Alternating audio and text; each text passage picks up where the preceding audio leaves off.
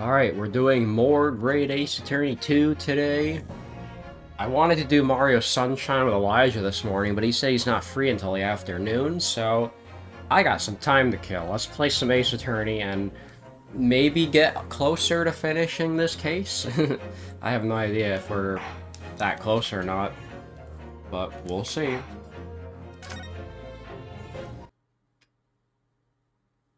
Saved at kind of a weird spot, I reckon.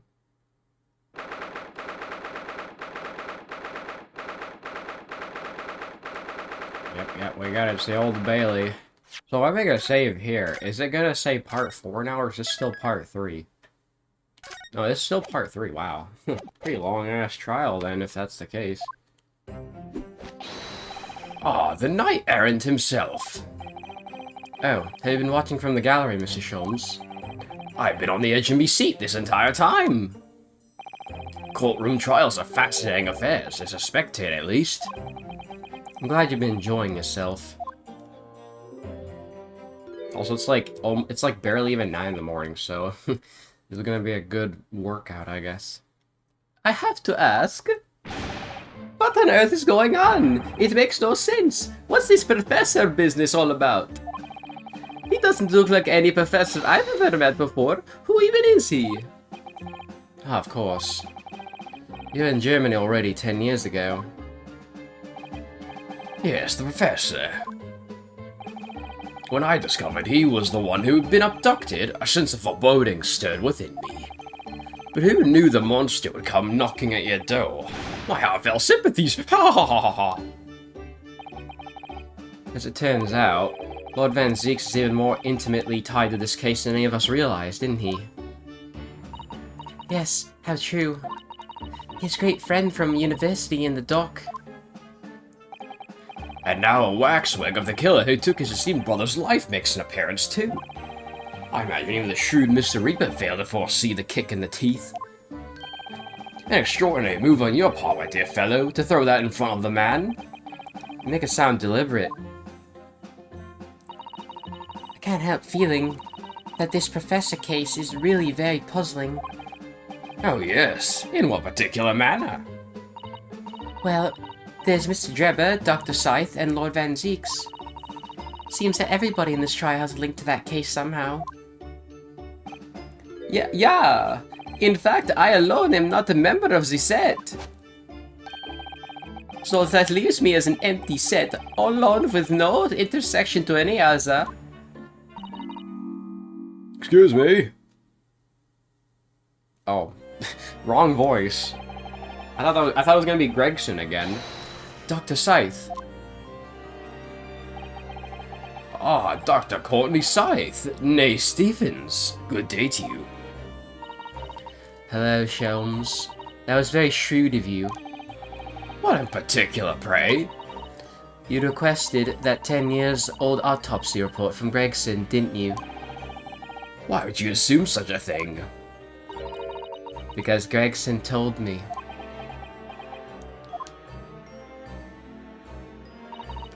To think it's been 10 years. 10 years in the laboratory, wielding my scalpel. I smell of nothing but corpses and disinfectant. Policemen on the jury had a lot to say about you as it happens, Dr. Sithe. And I've accused you of being complicit in what happened. I'm hoping that you'll take the stand and tell the truth about what really happened. That certainly won't be possible. Lord Van Zieks won't be summoning me as a witness. Lord Strongheart has forbidden it. Lord Strongheart? The Pandora's box you're warned about is the Professor case. But please don't make the mistake of thinking you'll get any information about it out of me. But attempting to hide from the truth, that's cowardice. I've always fought crime in the way I see fit. I have no regrets, none at all. And that's all I came here to say. So, good day to you.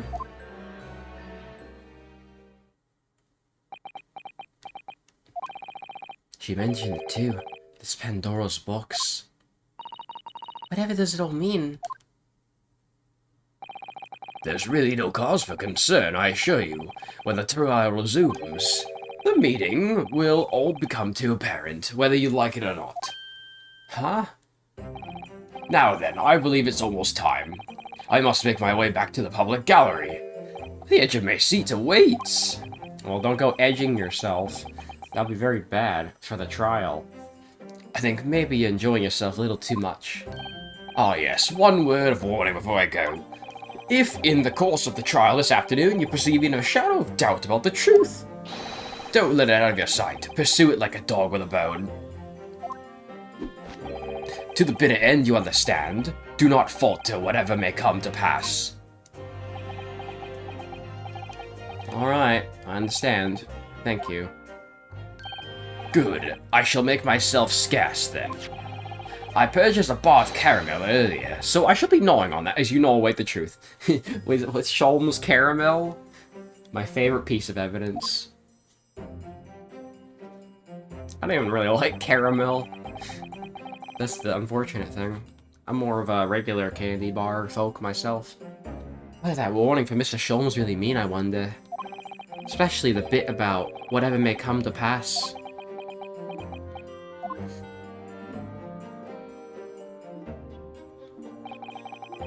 It's time for the final chapter, then. I'm determined to find the truth. No matter what. So is it now we're on part 4? I don't know. Maybe I'll make a save in a little bit, then. And just see for myself. 12:40 p.m. Wow, it's like the complete opposite of what time it is right now. It's 8:40 a.m. So, pretty early. Oh god, that stupid carriage is still there. Okay. Yeah, let me make a save. I want to see if it updates or not. There we go. Now it says part 4. It just doesn't become part 4 until you actually get in the trial itself. Which is really weird, because they have that whole to be continued screen, but then, like, the lodgings thing is part 3. Still, kind of weird, isn't it? In the name of Her Majesty the Queen, I hereby reconvene the proceedings of this court. Counsels for the defense and prosecution, are you ready and able to continue? The prosecution is ready, my lord. Yes, my lord. The defense is also ready. As the court is aware, the case under scrutiny began with a damaging incident at the Great Exhibition. Yet we now find ourselves embroiled in the details of a convicted felon who was sent to the gallows a decade ago. This trial has certainly defied all expectation. As seems to be the fate of all trials in which this Nipponese is involved, my lord. I mean, it wouldn't be the first time something like this happened. Like, I think this happens in a lot of late-game Ace Attorney cases, where it's like, yeah, sure, we have this one, you know, we're trying to defend this one guy, but to figure that out, we have to, like, figure out a case from, like, 10, 15 years ago. Like, how often does that happen? That happens in the first game, happens in the third game, happens in Spirit of Justice, I know that. Dual Destinies is a maybe. Actually, yeah, definitely in Dual Destinies. So, it's just an Ace Attorney, like, shtick at this point, you know? Like, investigate an old case and the current case at once.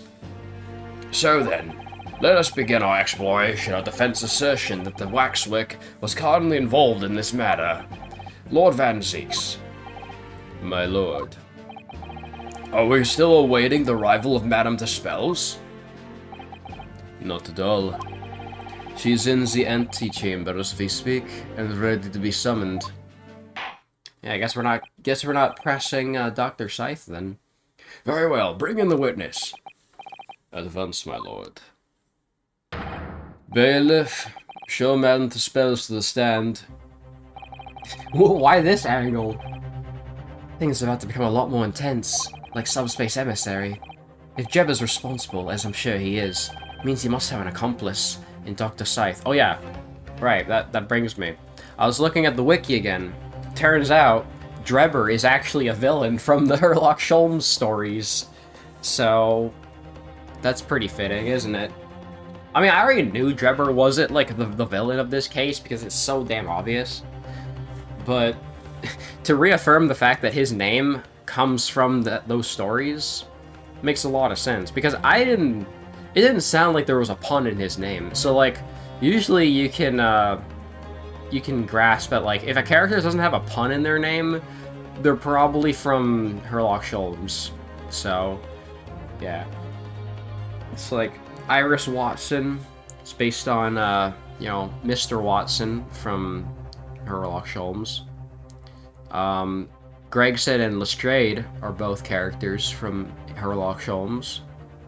And, I don't really know any other characters, but yeah, now we have Drebber. Drebber's also a character, so that's like 5 characters from Herlock Sholmes. And what connects the pair of them is the waxwork. Yes, the model of the professor. Are we ever gonna get the key to unlocking that helmet, or what? That's the key to the link between those two these otherwise unrelated individuals. It's a tenuous link, admittedly, but at present it's all we have to go on.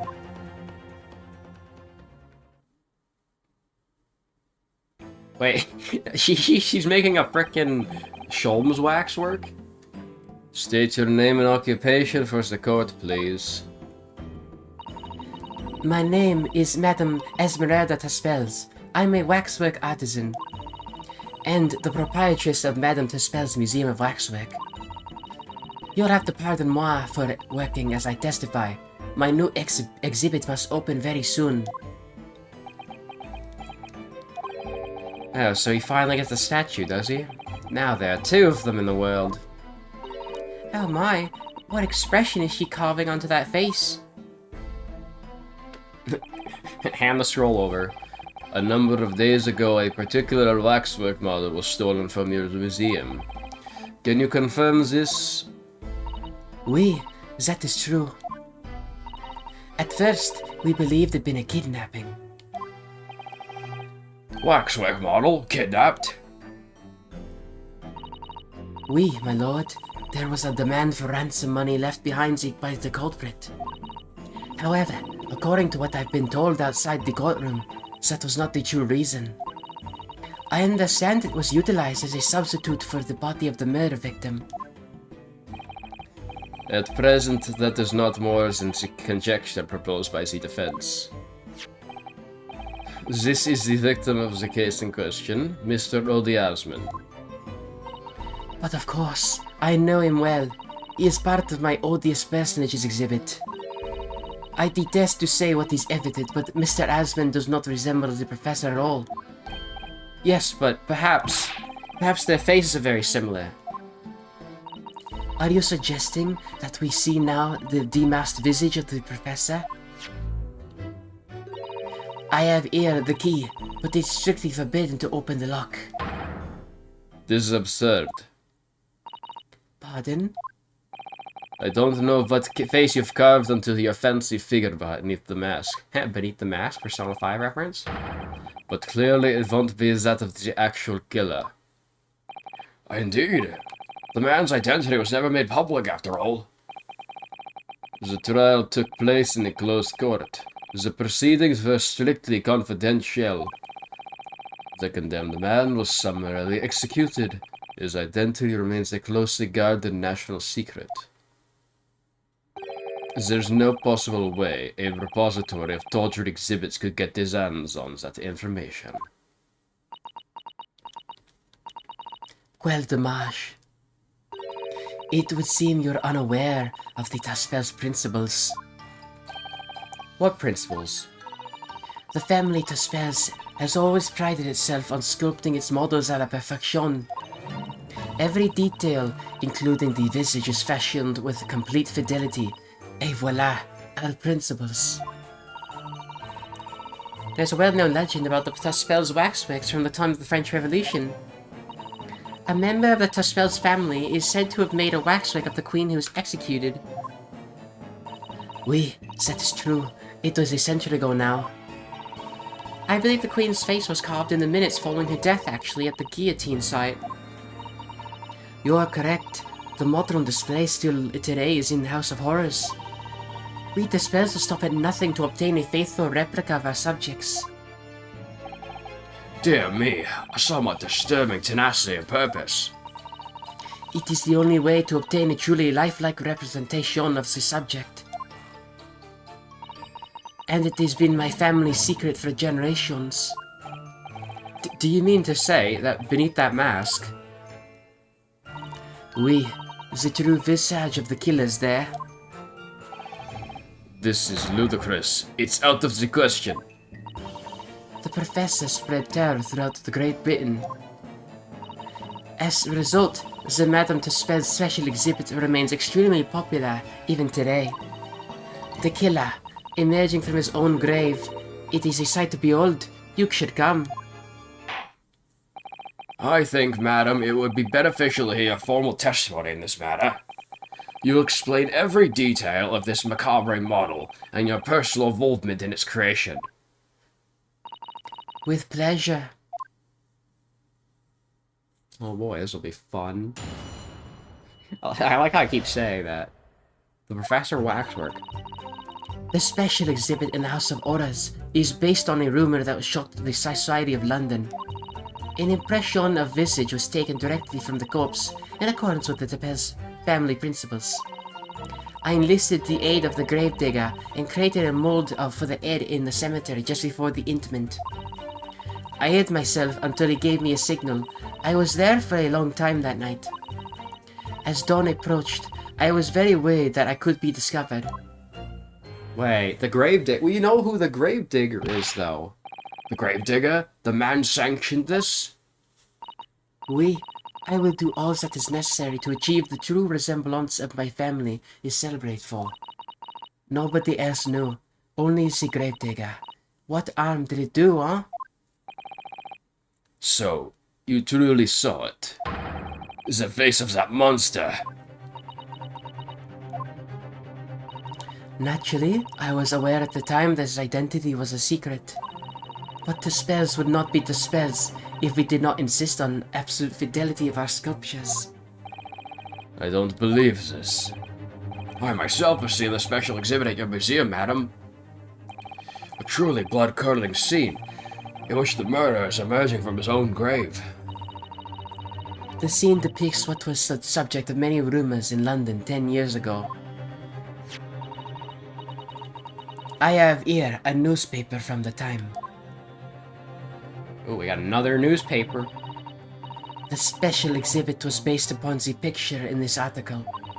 It was the most detailed account of what happened, as reported by the eyewitnesses who saw it. Okay, so that's gonna be important.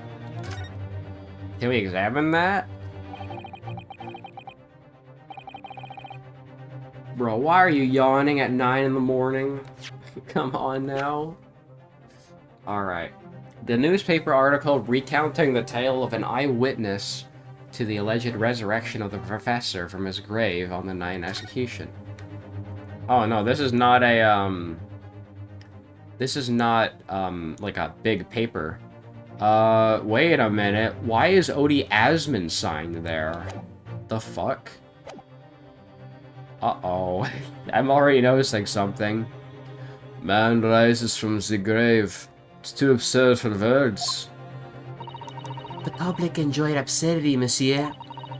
That is why I've reproduced the scene as carefully as possible in my museum. And it's a waxwick from that exhibit that was stolen some days before the incident, the Great Exhibition, wasn't it? That is correct. The professor you see before you here. Most puzzling. Counsel for defense, please stop these violins. I'm starting to go crazy. Proceed with the cross-examination.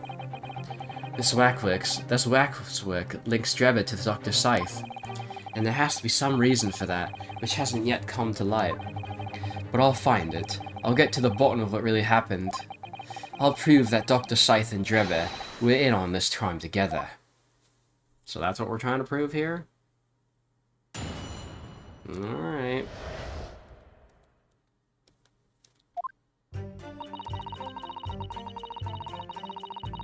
Hold it! And that rumor would be...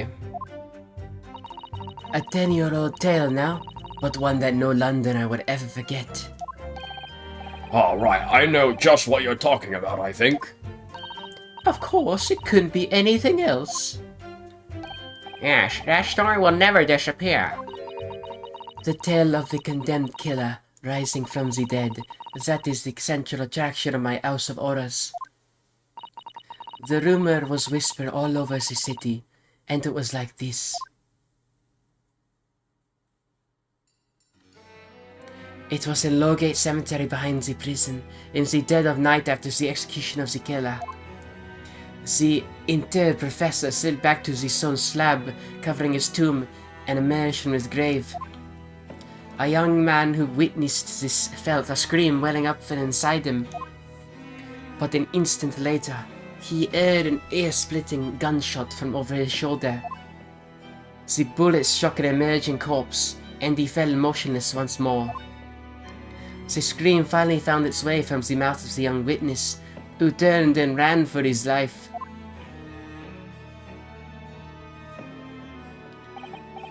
The corpse climbed out of his own grave?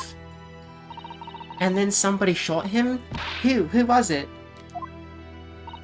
Nobody knows, even today. But remember, it was just a rumor, perhaps nothing more than any ghost story. The good people of London, they love good stories like this. That is why it was in every newspaper across the capital. But was it just a story? I mean, this is exactly the scene that can be seen today at your museum, isn't it? Oui, the special exhibit was modeled on the very illustration. For a while afterwards, the contents of the article were reproduced in every newspaper imaginable. Madam, might I say something? Please, go ahead, mademoiselle. When something is described as a rumor, it doesn't necessarily mean that it's entirely made up. I believe that often rumors contain elements of the truth. Ah, I see that people from the East can be just as astute as the people from Europe. Can we be sure, for instance, that the professor's execution was successful? It is not possible for the dead to come back to life. Sorry? 10 years ago, I was there in Lowgate Cemetery. After the criminal known as the Professor was killed by hanging, I took a wax impression of his visage from the corpse just before it was interred. So I can assure you, the man was dead. I see. Wow, we had all of that just for one statement. It would certainly appear that the condemned man suffered the intended fate. Should be a good time to take a drink. Hold it!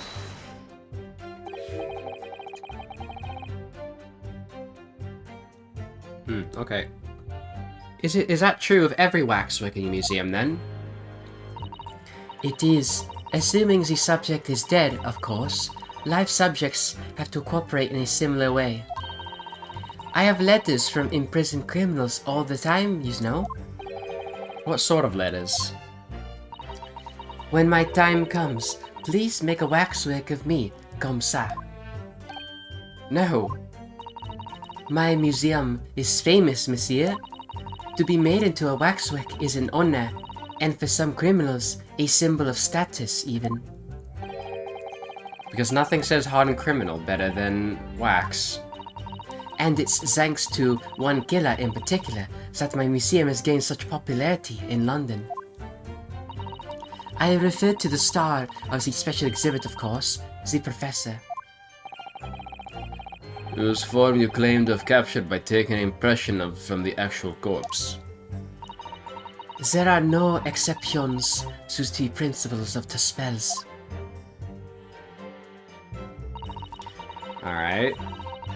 So far we're not getting any, new statements, so we might have to present something unless we can dig something up. Surely that's illegal, isn't it? It would seem the proprietor of this repository of novelties was blinded by monetary greed.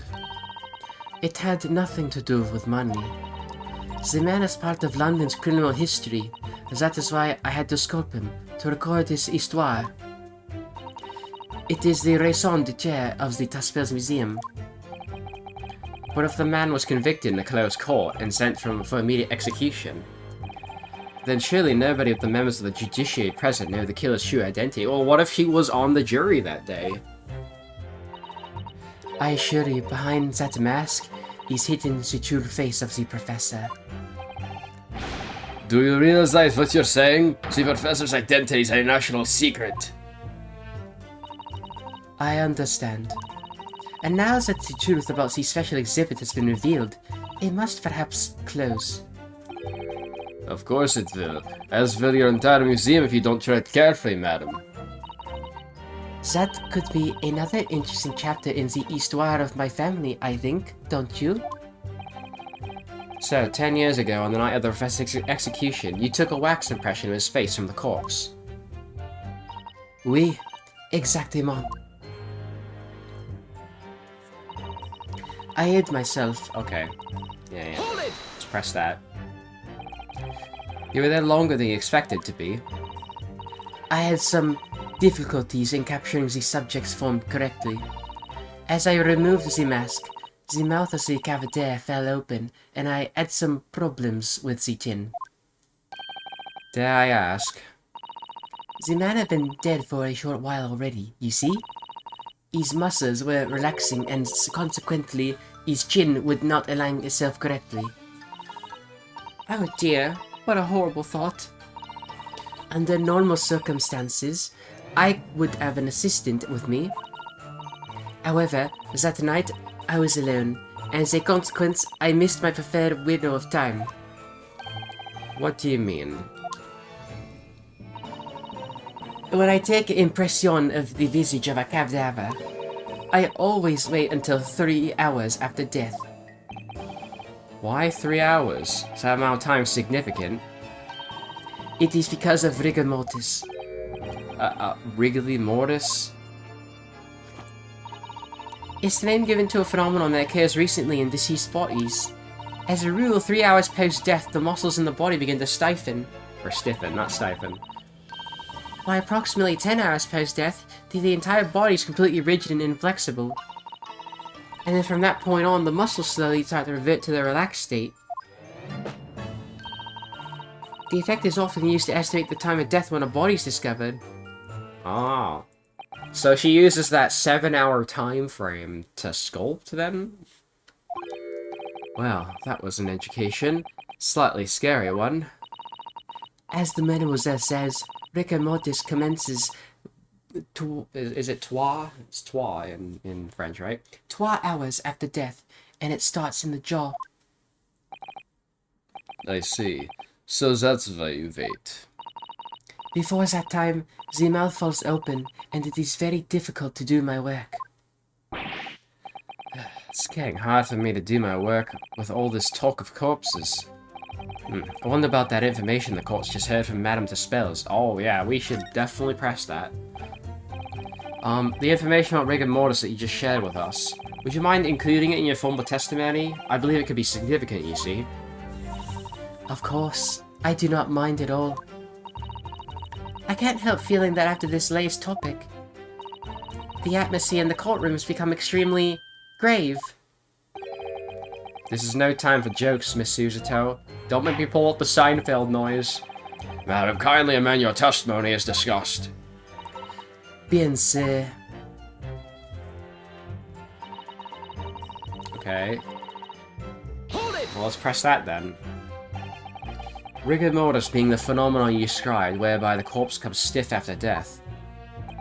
I think you said that it starts at the jaw, about 3 hours post-death, is that right? Oui, c'est ça. Of course, the exact duration depends on a little of the season. I didn't realize a wax artist would be so well-versed in the subject. No, that is only elementary knowledge in the field of legal medicine. Well, I had no idea about it. Well, I'm from Utica.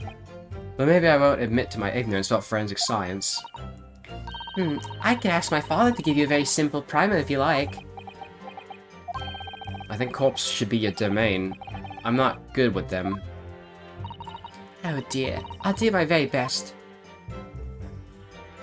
Okay, so we gotta find something there. Hold it! You say that dawn was approaching. What was the time of day then, approximately? Well, I could not say. But when I left the cemetery with my utensils and wax, the morning light was becoming visible. The execution took place on 17th June, which had the earliest sunrise of that year. Indeed it did. First light would have been around 4:40 in the morning. Wow. Man, I envy. That really is early. Fuck. Didn't even press that. The fact is, I had very little time, so I finished my work in half an hour. It was necessary to complete the impression and bury the body before daybreak, of course. If somebody had discovered me there, it would have been a catastrophe, so I had to hurry. Is it me, or does Mr. Sholmes seem to be taking shape more quickly now, too? You certainly appear to go extraordinary lengths for your work, madam. I wonder, is what she said just particularly significant? Oh, okay, that's significant too, I guess, then. Let's press that. Madam, those details of how long it took you to complete the sculpture and the early sunrise, could you include them in your testimony? I believe they may be significant. Of course, if you would like me to. You're quite right, Mr. Naruhodo. It is intriguing. A sunrise at 4 in the morning would be absolutely unimaginable at home, would it? That's not quite what I meant by significant. Kindly amend your formal testimony then, madam. With pleasure, my lord.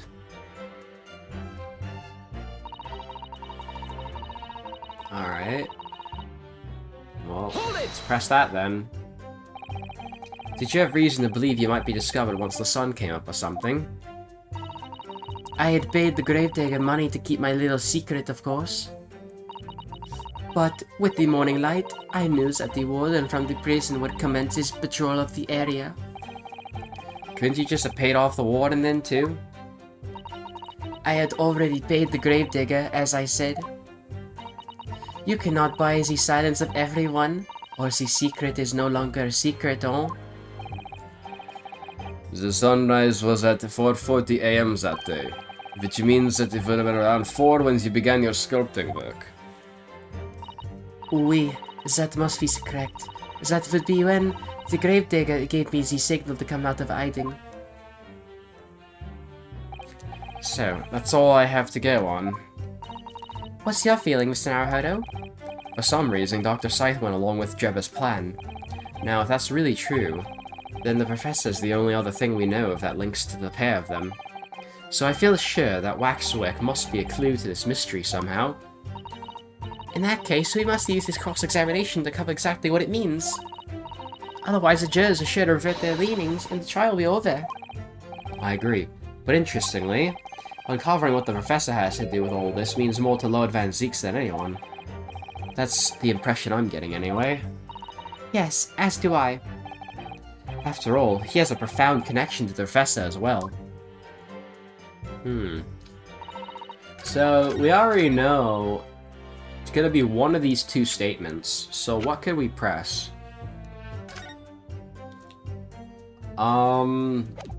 No. Jebber's contract? That's not relevant, I don't think. Autopsy? Death by hanging confirmed at midnight. So the body would have been done by, it would have been available by 3 a.m. 3 a.m. So that leaves a, let me see.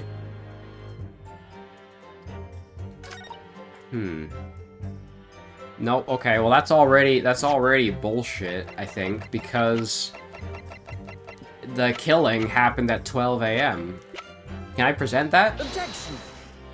Oh shit, that's not it, fuck. Did I do it on the wrong statement again? I might have done it on the wrong statement.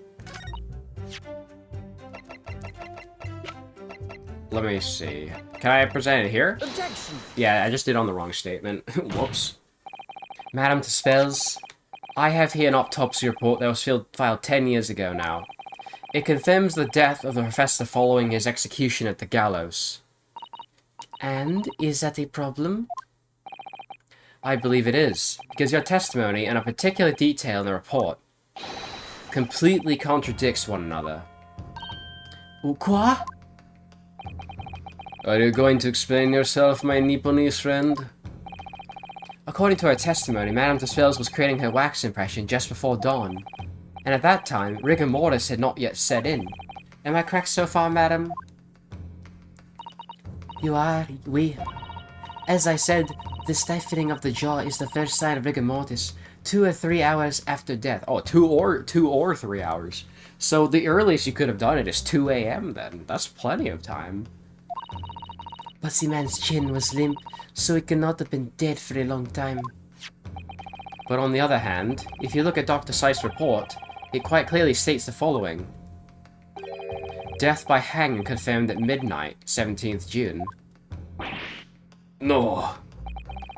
If the professor indeed died at midnight that day, then by the time you were sculpting his face, rigor mortis would already have set in. Oh, even better. Oui, you're right. The chin, it would have been completely stiff. In other words, this report is wrong. Objection! No coroner makes mistakes when recording the time of death. The very idea is absurd. In that case, there's only one possible conclusion. The execution didn't actually take place at the stated time. Impossible! Ooh, I like her braid. that's my one comment. Order! Counsel! This beyond folly! Not only do you indict the author of the report, Dr. Sithe, but you also implicate members of staff at Barclay Prison when the execution took place. By hook! Extraordinary! Not in my day! My learned friend appears to have overlooked one very crucial fact. What fact?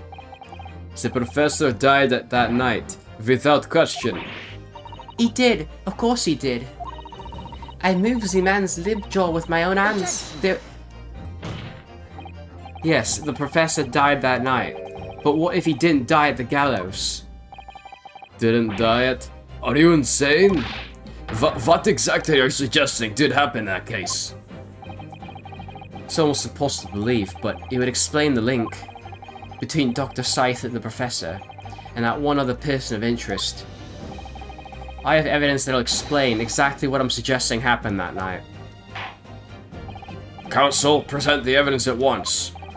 The evidence that allegedly explains what really happened on the night of the professor's execution.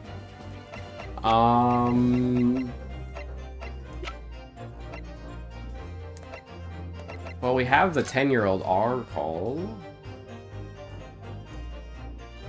You can kind of read a bit of the. You can kind of read a little bit of the newspaper too. You know what? Just for shits and giggles, I kind of want to read a bit of this. The fire that engulfed the popular theater continues to draw attention as reports that Her Majesty Queen Victoria herself visited the Royal Italian Opera to inspect the site and offer words of condolences to the theater's owner, Mr. Frederick Guy. So that there's this whole theater subplot going on. Okay. Mr. Drebber's dreadful encounter. Actually, there's like a bunch of random news stuff here.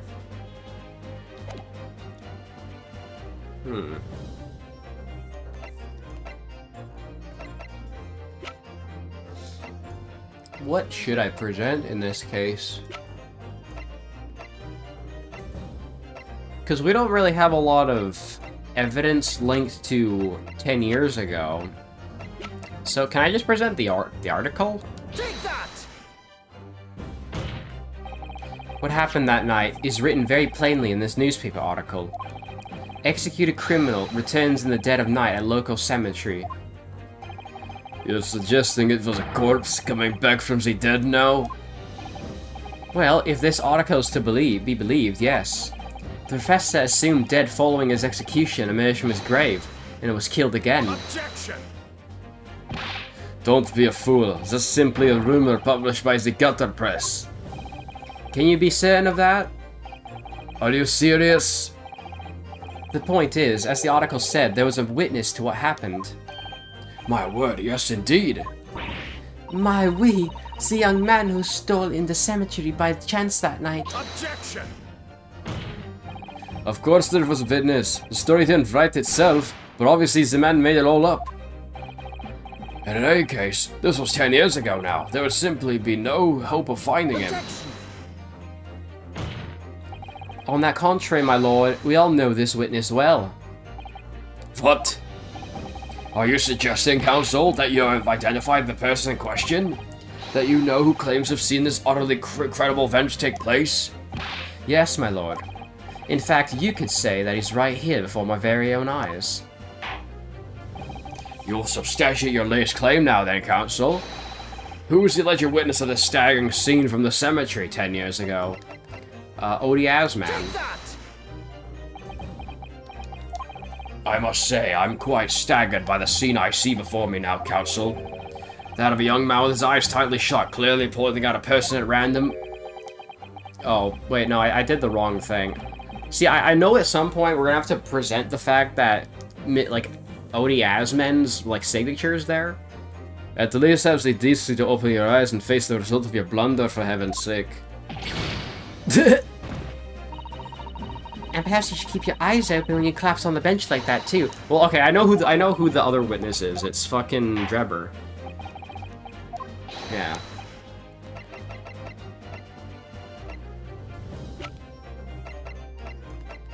Yeah, it's Drebber, right? Take that!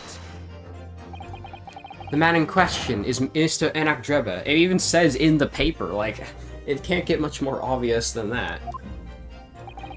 Drebber? The previous witness? The special exhibit in the House of Horrors at Madame Tuspel's Museum of Waxwick recreates that decade-old scene in great detail.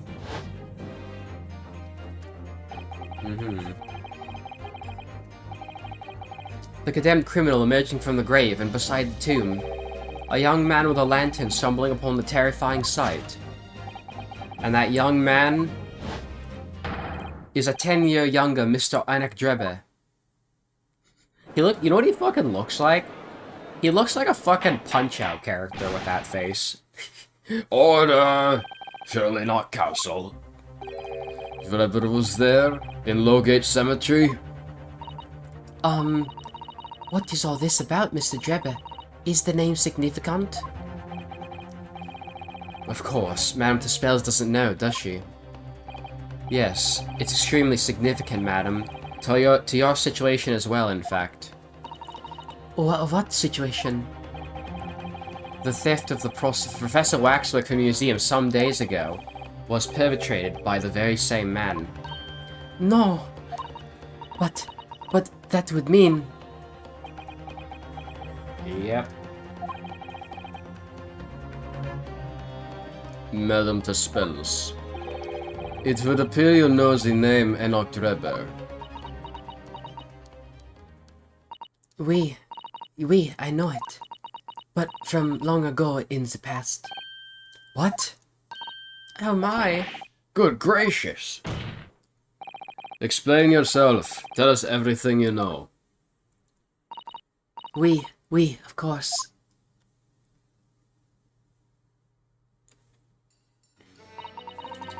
The story of the young man and the terrible sight he witnessed in the cemetery 10 years ago was published in every single newspaper in London and throughout Great Britain. However, in all of the articles, the witness was simply described as a certain young man. No details were published about his identity. His name was never revealed. That is, apart from in one newspaper. The Daily Circus. It is a paper from which comes the article I've already shown the court. You're saying that his full name was only publicized in that article? Goodness me, yes, here it is. The university student who experienced this shocking event is Mr. Enoch Drebber, a disciple of science at the University of London and a resident of its student dorms. Unbelievable. When I read the article, I went to meet with the man. His discovery of condemned criminal coming back to life in the cemetery at the dead of night would make a perfect exhibit for my House of Horrors, whether it sees truth or not. I see. So you went to meet Mr. Drebber in order to sculpt the waxwork of the man, did you? Exactly, Mon. He was studying science at the University of London in those days. He was just a poor student. I paid him £5 to model for the waxwork. And since that time, it has been in my museum to recreate the scene of terror from the cemetery. Wow. Everybody's just stunned, silent.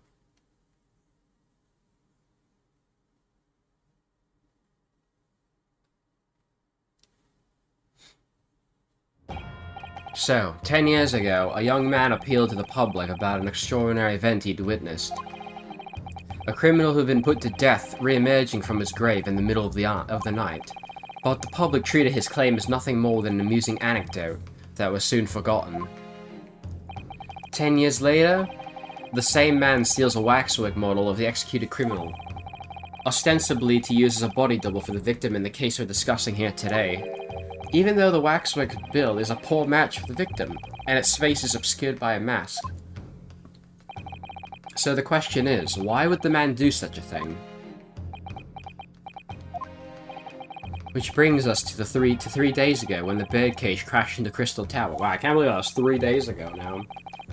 If the birdcage had in fact contained not the body of Mr. Asman, but that same waxwork, the coroner from Scotland Yard who investigated Dr. Sithe would have noticed immediately. And yet, she submitted this autopsy report for the victim, which the court has seen earlier. Why? Because the waxwork settles of the professor, is that what you're saying? Dr. Sithe put her name to a document confirming the death of a condemned criminal who's still alive. A criminal whose apparent resurrection was witnessed by Mr. Drebber. But that misconduct was a deadly secret the coroner would do anything to protect. Which is precisely why Mr. Drebber used that particular waxwork as the body double. Oh!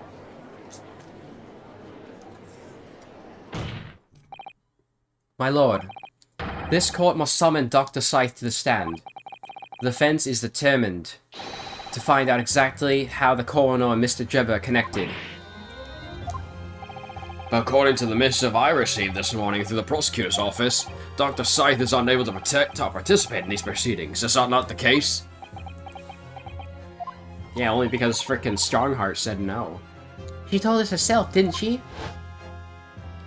Yeah, bro, this was like 45 minutes ago. Chill.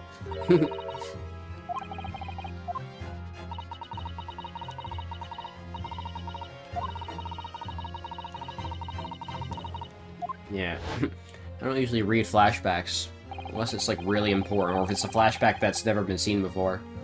Something happened on the night of that killer's execution 10 years ago, and surely nobody would want to get to the bottom of that more than Lord Van Zeeks. I don't know, but I have a hunch. But I have a hunch that the professor's last name is Sithe. I hope I'm right about that, because that'll be a pretty cool reveal, but I don't know, we'll see. The prosecution calls for the instructions of that missive to be scrapped. But Lord Van Zeeks, the missive was issued from the Lord Chief Justice's office. Objection!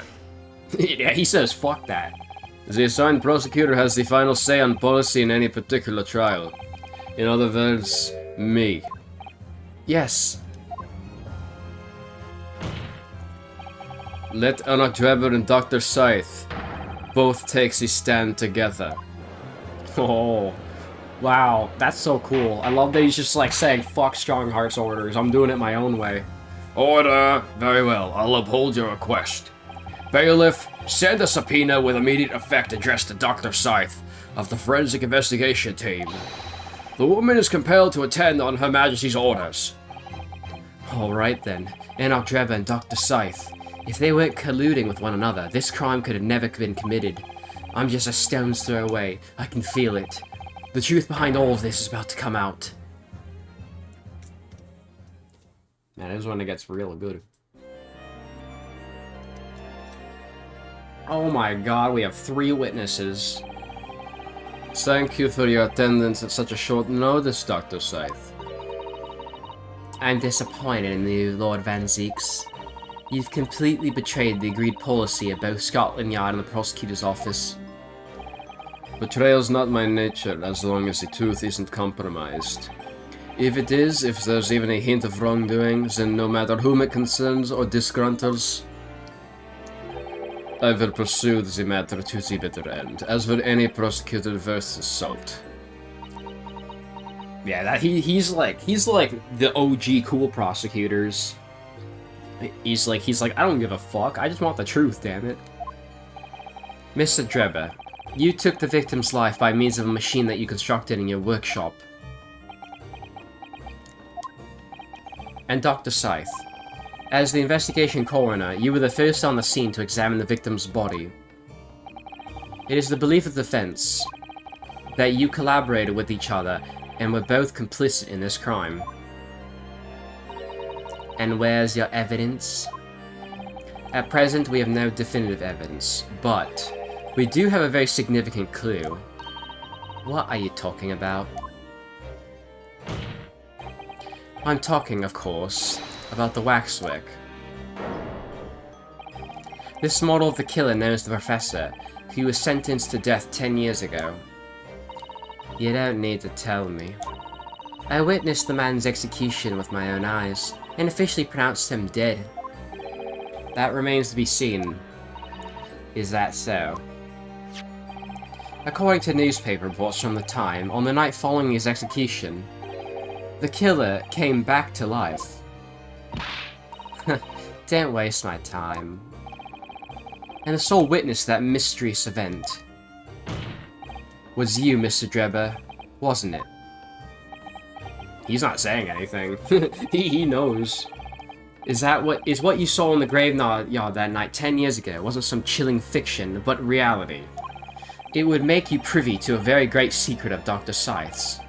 A secret so profound, it would compel the coroner to agree to collaborate in your evil scheme, in fact.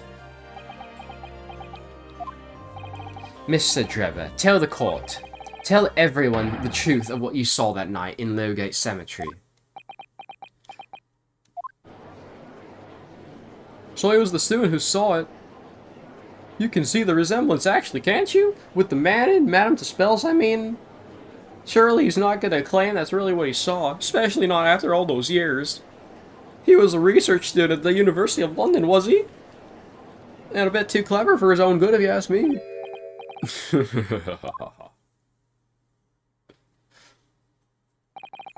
Oh, what an interesting twist. When at the time, not one person would take me seriously. Yet now here we are, 10 years later, and suddenly my story matters, and in a court of law too.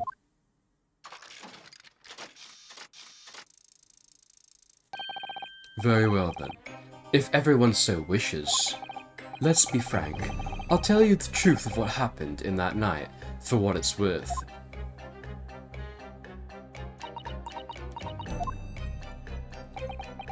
Frickin' Sephiroth over here. Sephiroth and, I don't know. Are there any other ladies I can compare her to? I don't know. So, Mr. Drebber, your testimony, please, about the events that night 10 years ago? You'll tell the court exactly what you stumbled across in Lowgate Cemetery. Yes, of course, as you wish. It'd be really funny if for one of these testimonies, we just get, like, the villain's theme, because that's happened before. I swear that's happened in one of these games. I don't remember which game, but I know there was, like, a testimony one time where, like, instead of the usual testimony song, it just plays, like, their theme song or something. I know for a fact that Sebastian de Best does that, but, like, he's kind of a joke, and that's kind of a different thing, but yeah.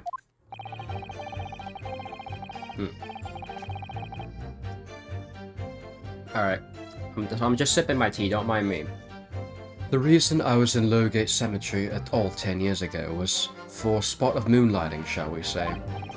Yes, the illustration in that newspaper article was based on what I witnessed that night. But thinking back now, I realized that I never actually saw the professor. Soon afterwards, I was visited by a young woman who sculpted a model of me from wax. Then I gave up on my dream of becoming a scientist, and it was all because of that newspaper article. Oh, it was all his testimony. Wait a minute. You're claiming you didn't actually see the professor now? Of course. You'd have to screw loose if you believe the corpse could come back from the dead. But, so you're saying this article is... not worth the paper it's printed on? I think that would describe it perfectly, yes. Ugh. If the details in this article aren't true, it nullifies your argument for why Mr. Drebber and Dr. Sithe would have been working together. So he's discrediting himself to cripple my argument. Tell me, witness, you claim to have been in the cemetery on some auxiliary business.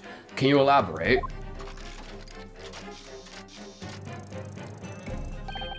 That's right. Grave robbing, to be precise. As you know, Lowgate Cemetery is at the rear of Barclay Prison. So among students at the university, it had a reputation for being haunted by the ghosts of the condemned convicts.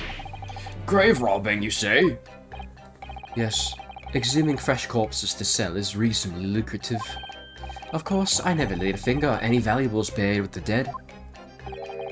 So you're one of these so-called resurrectionists, a particular unpleasant scourge on society.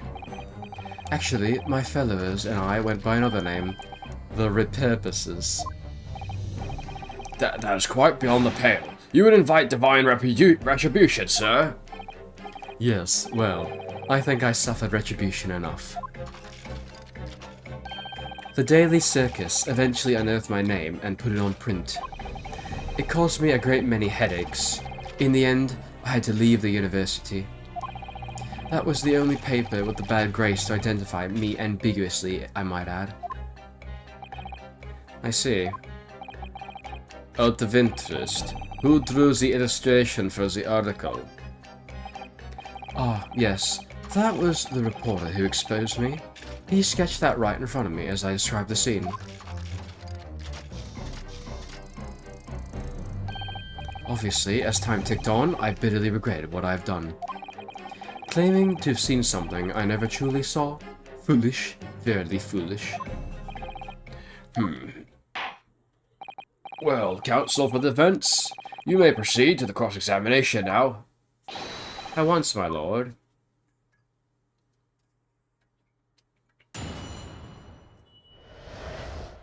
I know we're gonna have to prove at some point that it was Odie Asman that drew that illustration.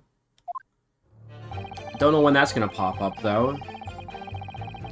Anyways, I should probably save. Just in case.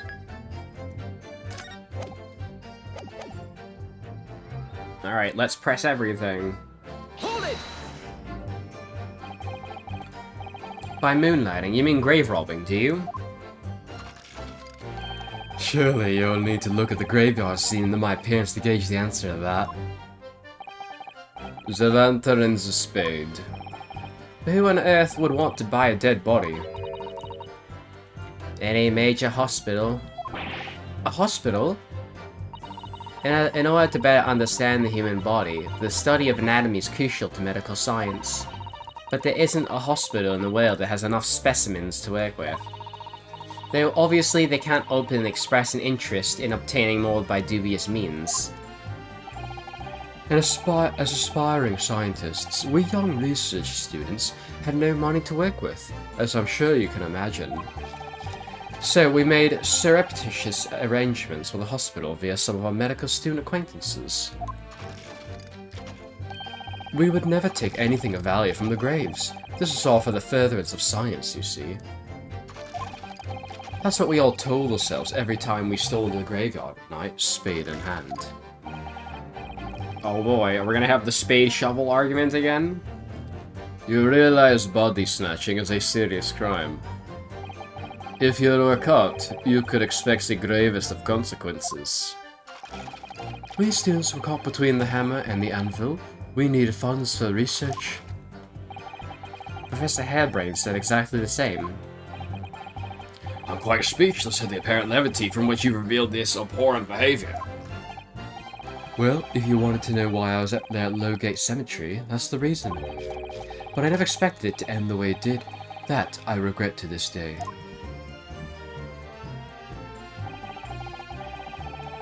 I find it really funny that a lot of his, like, words are just randomly in red. Hold it! It's like an interesting character trait of his. The strange happening at Lowgate Cemetery, which you'd now deny. Not entirely. I ran to fetch the police at the time, you know. I was shaking like a leaf. But they didn't believe a word of it. In fact, I was very near arrested myself. So you went to the papers instead? I started big with the London News, but unsurprisingly, they didn't want to know either. In the end, though, it was reporters from the gossip rags, the gutter press, that came to get my story. And it spread like the plague through the capital, as gossip-hungry Londoners lapped up the tale. The story was in every single paper at the time, with the exception of some broadsheets. And yet only 2 or 3 of them actually interviewed me personally. Most of the accounts turned out to be very interpretive ghost stories. What about the article in the Daily Circus? That particular journalist found me at my dormitory. I don't know how, but he discovered my name.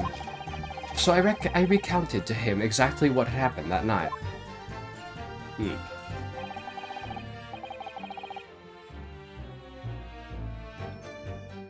And from your description, he drew this illustration. Precisely. That's how I learned the condemned man was the infamous professor. Wait a minute. Wait, he was the professor? Well, that just fucking proves it right there that Odie Asman and the professor are like the same person, right? Because the reporter told me so. I had no idea myself, you see. Newspaper reporters are wont to snoop around in matters that don't concern them. So the scene portrayed in the illustration is accurate, then? Well...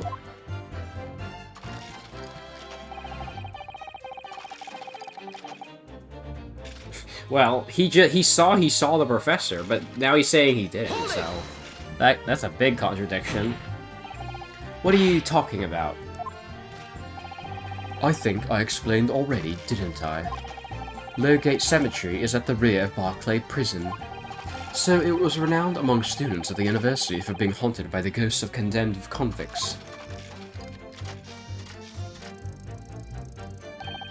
For some absurd reason, I was scared of the graveyard that night, and as a result, only too willing to believe that nonsense about the dead coming back to life. But you said you actually saw it. I said what I'd seen in my mind's eye. After all, resurrection is impossible, isn't it? You'd have to be unhinged to think otherwise. Unless, of course, you have some evidence that proves I encountered the professor that night. I don't know. Is there any material evidence that could show you really did see the professor? If we have anything at all, Mr. Naruhodo. I know. I need to present it against this irritating backtracking statement of his. The point is, that night, a pivotal moment in my life. Oh, I didn't get to actually present anything. What the fuck? Maybe I do have to present something on that statement, though. Hold it!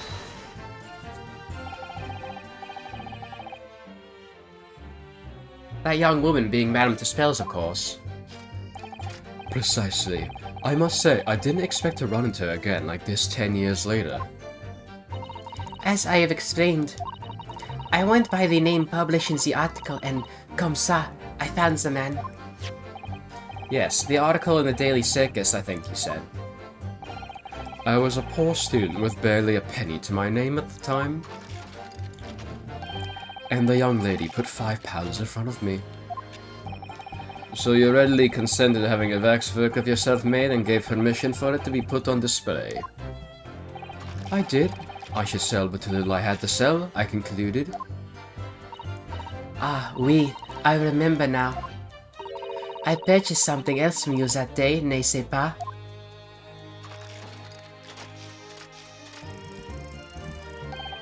Did you? I can't say I remember. What was it, madam? His camera. Ah.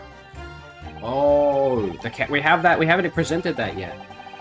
Oh yes, I made a point of taking it with me whenever I made an excursion into any cemetery. You took a camera with you, sir? To what end?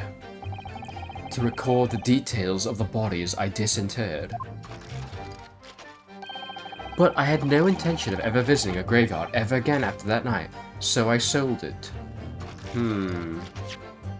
That's gonna come up, definitely. I see. But I still have it, monsieur. It is part of the special exhibit in my House of Auras. I am very meticulous about such details. It is the Saspel's way.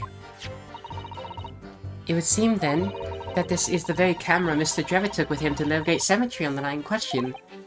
Yes, interesting. Oh, okay.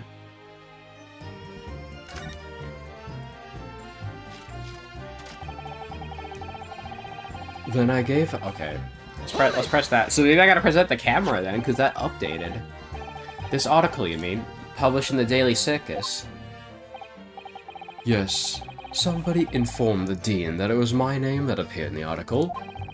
And carelessly let slip that night after night, I was digging up graves. Hardly a model student, you might say. The university's reputation was exceedingly defiled, and I was expelled as a result.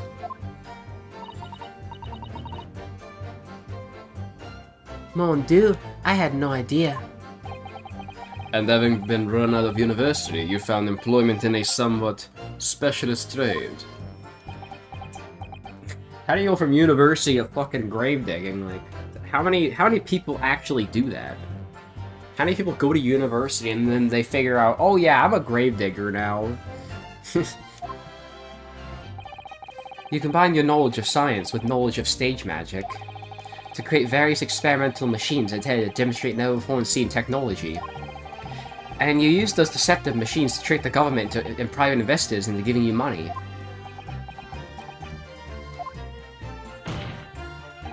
Professor Albert Harebrain was just the latest victim, wasn't he? Whatever are you talking about? I have no recollection of doing anything of the sort.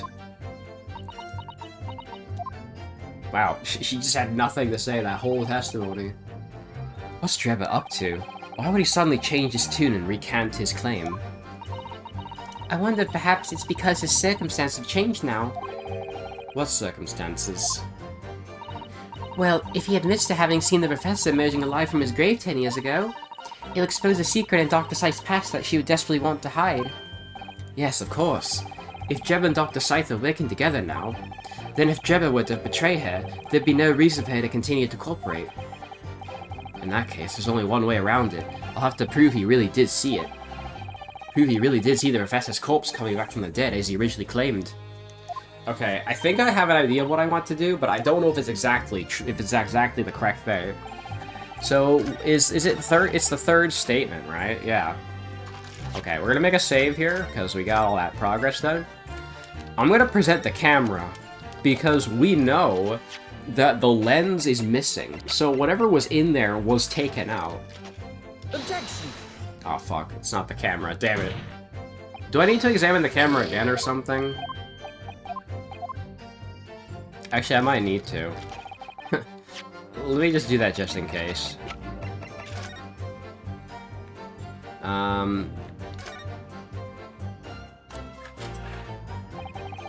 Yeah. That's where the photographic plate goes, I think, doesn't it? Yes, that's right. Isn't it incredible to think that this is the actual camera Mr. Drebber used that night? I certainly never imagined a piece of evidence would be on display in Madame Dispel's. She's very keen on everything being as true to life as possible, isn't she? Okay, so that's nothing. Well, let's take this apart then. Okay, so that's nothing. What about the blood? Can we examine that? Okay, so nothing. Can I examine anything else? Like, is there nothing else I can look at on here?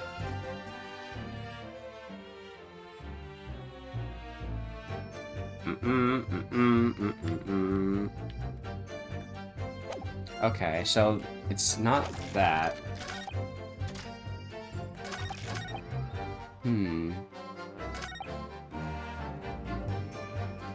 A spot of moonlighting.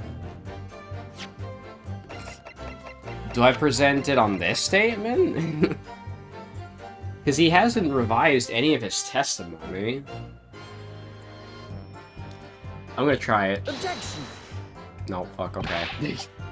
Well, let me reload then. I don't want to lose those 2 extra lives. I feel like it has to be the camera, right? Well, what else can I look at? Wait, I have an idea. What if I present the 10-year-old article? Objection! It's the article, yeah, there we go. Sorry, Mr. Jebba, but I don't believe that. Don't believe what? Your latest claim, you did see the professor on that night 10 years ago? Oh dear, we seem to be at odds. But I was there, and you were not. I know what I didn't see. The illustration with the article was drawn based upon what you told the journalist that you witnessed. A figure emerging from a tomb, wearing an iron mask. Oh. Yes, when the killer was tried 10 years ago. It was decided in the closed court ruling that the man would wear a mask to hide his identity. It wasn't to be removed even during his execution and subsequent burial. Not even the prison wardens were to see the man's face.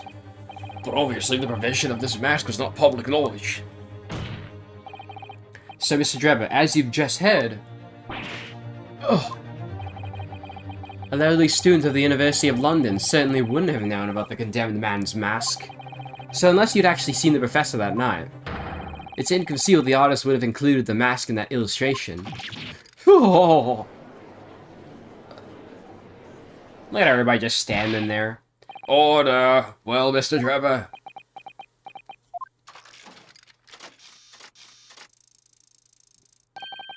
It's a vile scene, isn't it? If you look closely. And as I've already been at pains to point out, I was utterly petrified.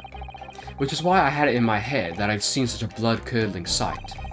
But afterwards, I came to my senses and realized that I'd been mistaken. So you're fucking gaslighting yourself for what? You're still saying you didn't see it. If you're stubbornly sticking to that story, witness, then amend your testimony to explain exactly how you think your eyes deceived you. Of course, of course. Only too happy to oblige. Can't believe he's still not going to concede the point. Okay, so we're not done this testimony. What I in fact witnessed was a fellow grave robber at work. Who was it? A fellow grave robber? What are you talking about? Well, I wasn't the only one busy in the cemetery that night, you know. Other body snatchers were at work. Of course, when I saw one emerging from the hole he dug, my heart very nearly stopped. So that's the terrifying sight I actually saw, you see. You're claiming it was just another student on equally insalubrious business as yourself? Many of the medical students will wear metal masks to protect them from bacteria during dissections. Clearly the fellow is using the mask to protect his anonymity. Wouldn't you say? Objection! Oh, I object to that, wow. But there's more to the story, isn't there? The article goes on to say, in the next second, a gunshot rang out suddenly from behind. The bullet pierced the resurrected man's chest, whose breath still yelled, then sealed once more. We might assume that next sexton discovered the miscreants at work, perhaps, and fired upon one of them. If the gravedigger had shot someone in the cemetery, I think it might have been rather big news, my lord. Oh, yes, well. I can only assume it was an embellishment bolted on later. Oh, you have something to say, lady? Excuse me! Madam, 'tis spells. Don't take it out on Mr. Sholmes. Oh la la, pardon. I was lost in my thoughts. Would it be fair to say that Mr. Drebber's last remark was significant to you in some way? I thought it was a little strange, that's all. How Monsieur Drebber could claim this now? If you don't mind me saying, madam, what are you talking about? Well, when I met you 10 years ago at the university dormitory, you recounted to me about your adventures in the Thames Cemetery, no? Including the gunshot. Stop! You might want to watch your tongue, you know. Objection! Have a care, Trevor. That's no way to speak to a lady. Please, Madame Dispels, carry on. Of course. According to what Monsieur Drebber told me at the time, he did hear a gunshot from behind him, and the bullet hit the condemned man. I said nothing of the sort. No, you were very explicit about the details.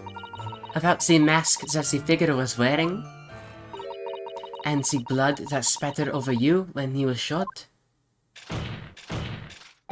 Enough! Shut up, woman! You're making all of this up. That will do. Mr. Trevor. Yes. You refute the account just given by Madame Dispels?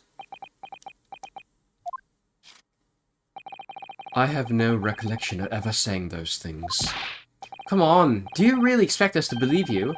Control yourself, counsel. I'll not permit baseless accusations in my courtroom. Well, I already know how to prove this, so let's just get to it, shall we? Right. He, like, leant back a bit. Under the circumstances, I think it's best that you supplement your testimony with a statement to clarify your position on this witness. Very well.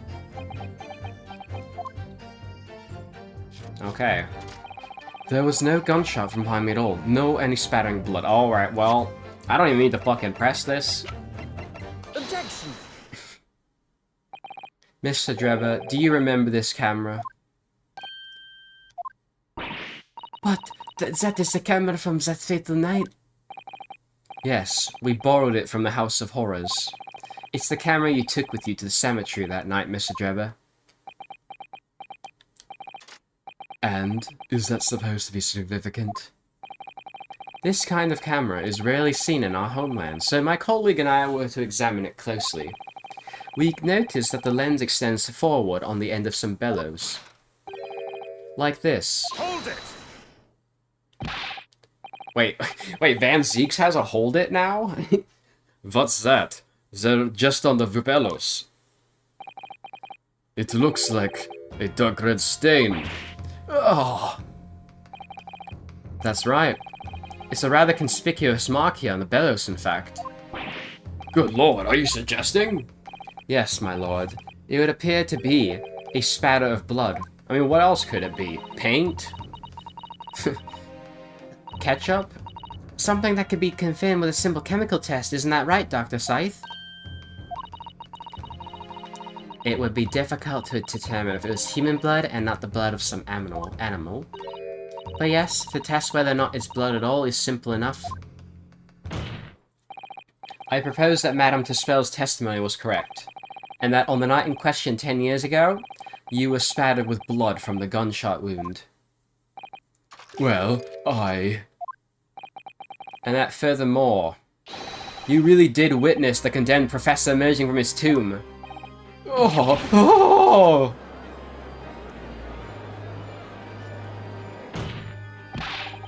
There's simply no way you could have forgotten such a traumatic experience.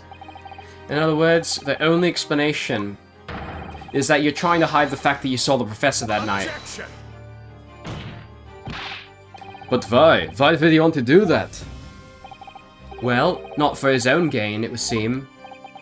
For whose then? Who would benefit? Mr. Drebber's obviously lying in order to protect somebody. My goodness, he's shielding someone? Yes, yes, my lord. I almost did Van Zeeks there for a second. And clearly, it's someone who doesn't want the truth about the professor coming back to life to be exposed. Well, Counsel, who is it then? Who is this witness trying to protect by lying about what he saw that night? Well, obviously it's fucking Dr. Scythe, right? Take that! The obvious answer is Dr. Scythe. Scythe? Whatever do you mean? Imagine if the convict who's been sentenced to death was not in fact killed. Imagine if that was to come to light. What are you insinuating? And imagine if the convict in question was the country's most hated mass murderer. If it was the professor. That would be an unprecedented scandal. Objection! This is beyond a joke. Need I point out the dead cannot come back to life? What are you suggesting would mean that the execution never actually happened? Yes, that's exactly what it would mean. Objection! He's objecting so many times. Once a man sent to the gallows, he hangs. No one could escape. Not in Great Britain. Objection! But the fact is, there was a witness to the fact that the man did escape his hanging. If that were really true, Counsel, the implications of misconduct would not stop at supervising coroner. It would taint the honor of the entire judiciary from ground up. And it's exactly because of those monumental repercussions that Dr. Scythe would consent to any demand made of her by someone who threatened to expose the secret. Even if that meant being complicit in a crime. You mean... I mean that Dr. Scythe wasn't collaborating with Mr. Drebber's wicked scheme. She was coerced into collaborating in order to protect her decade-old secret. She switched the dead body of Mr. Asmund with the waxwork model and fabricated the autopsy report. Ah!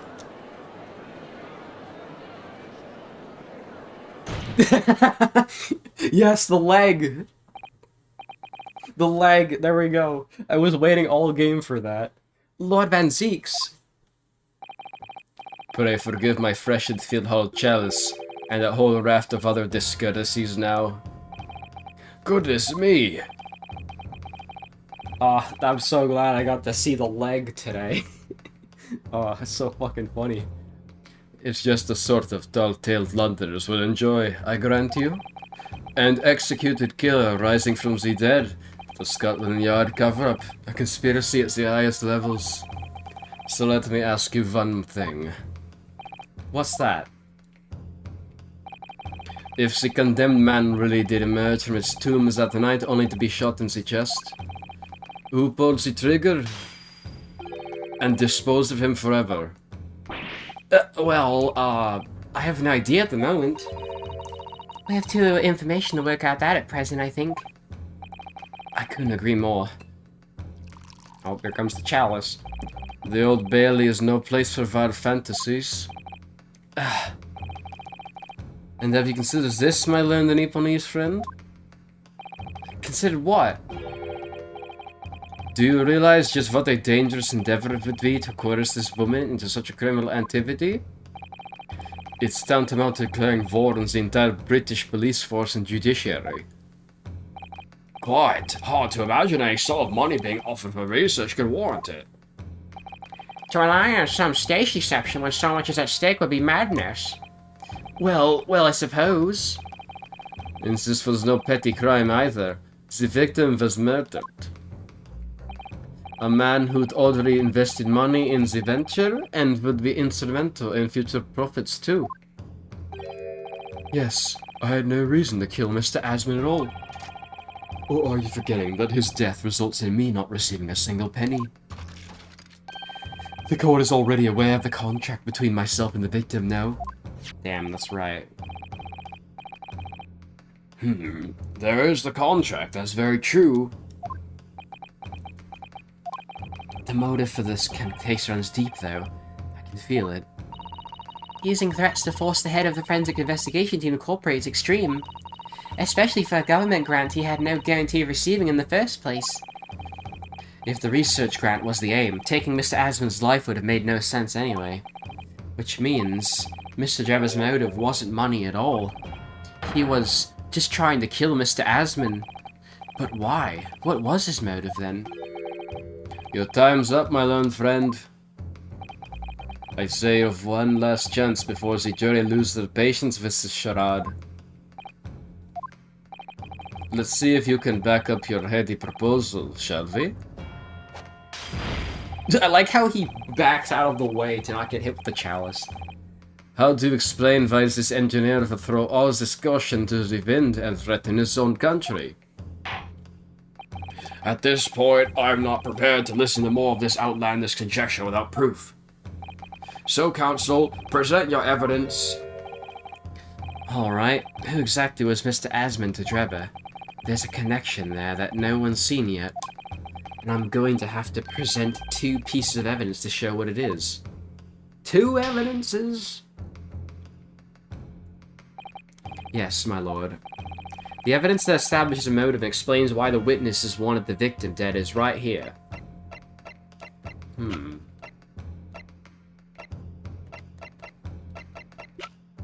Could it be the article?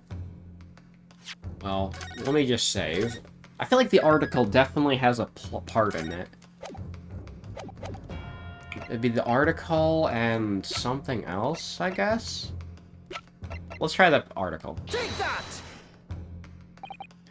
It's this newspaper article, my lord. That was written 10 years ago, and every detail's been examined already. What can it possibly tell us? That drivel should never have been written. It's typical gutter press nonsense that means nothing.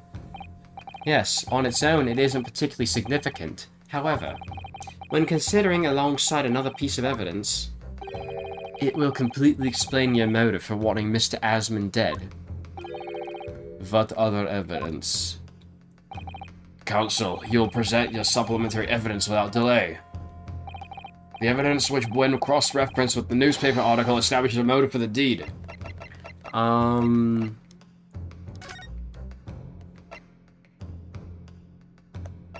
Okay, so it's not the autopsy. Wait. Well, the coroner here is Courtney Sithe. That could come into play. What else? Probably not that.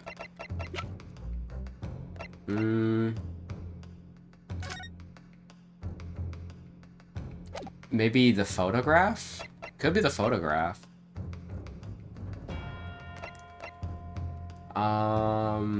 There's a trophy. Dang it. I don't think we're ready to go on the stance that Asmund is the professor yet.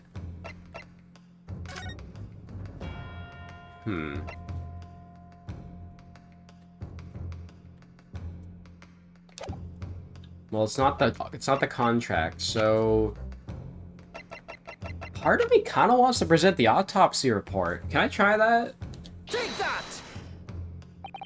I think it's fair to say that after your presentation of evidence, counsel, we've only half the story. That's right, my lord. Which is why I just presented another piece of evidence to complete it. Clearly, my learned friend only had half an education, and irony wasn't included on the syllabus. So let me put this in words of zero syllables that even you will understand. Wait, I see now. It's a play on syllabus and syllables. That's the irony. That was just a pun, Mr. Naruto. The irony was elsewhere. Oh. The argument clearly does not stand without this second piece of evidence, which remains elusive. Okay, so it's not the autopsy. The evidence needs to supplement the article. I notes are in front of my eyes. Okay, so if it's not the autopsy, is it the autopsy report? Take that! Oh, fuck. Okay. Well, reloading. Alright. Wait, did I already did this one, Take right? that! Okay. So we do the article. So by deduction, by process of elimination, it's the photograph maybe. Take that! Maybe? Oh fuck. Damn it. I was gonna say, like, do we know who took the photograph of him or not? Okay, so it's not the photograph. That clears that up, I guess. Is it the camera? Maybe? Take that! No, it's not the camera, okay. I haven't quite figured this part out yet. Like, I have, like, one of the future parts planned out. Like, I know already that, like, Asmon is the professor, but I don't know how to prove this motive. Is it the head? Is it the trophy?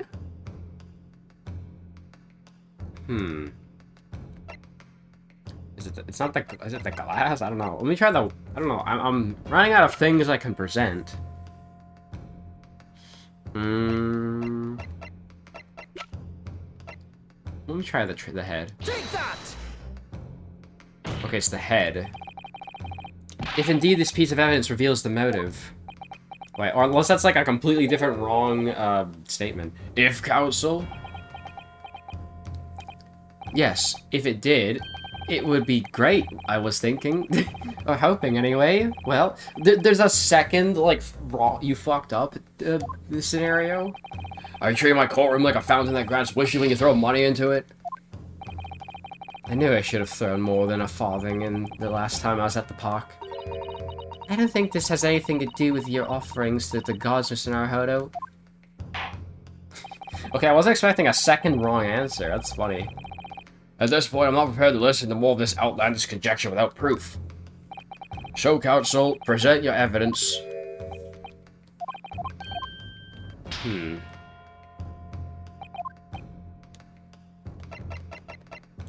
I stupid? Let me reload my save real quick. Oh, wait, no.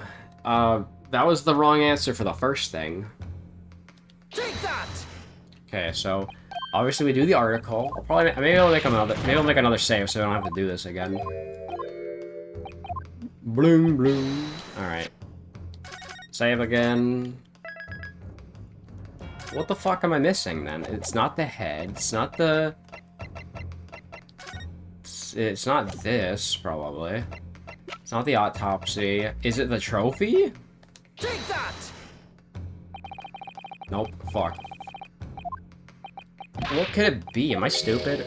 Yes, well, obviously I am stupid, but why? What am I missing here?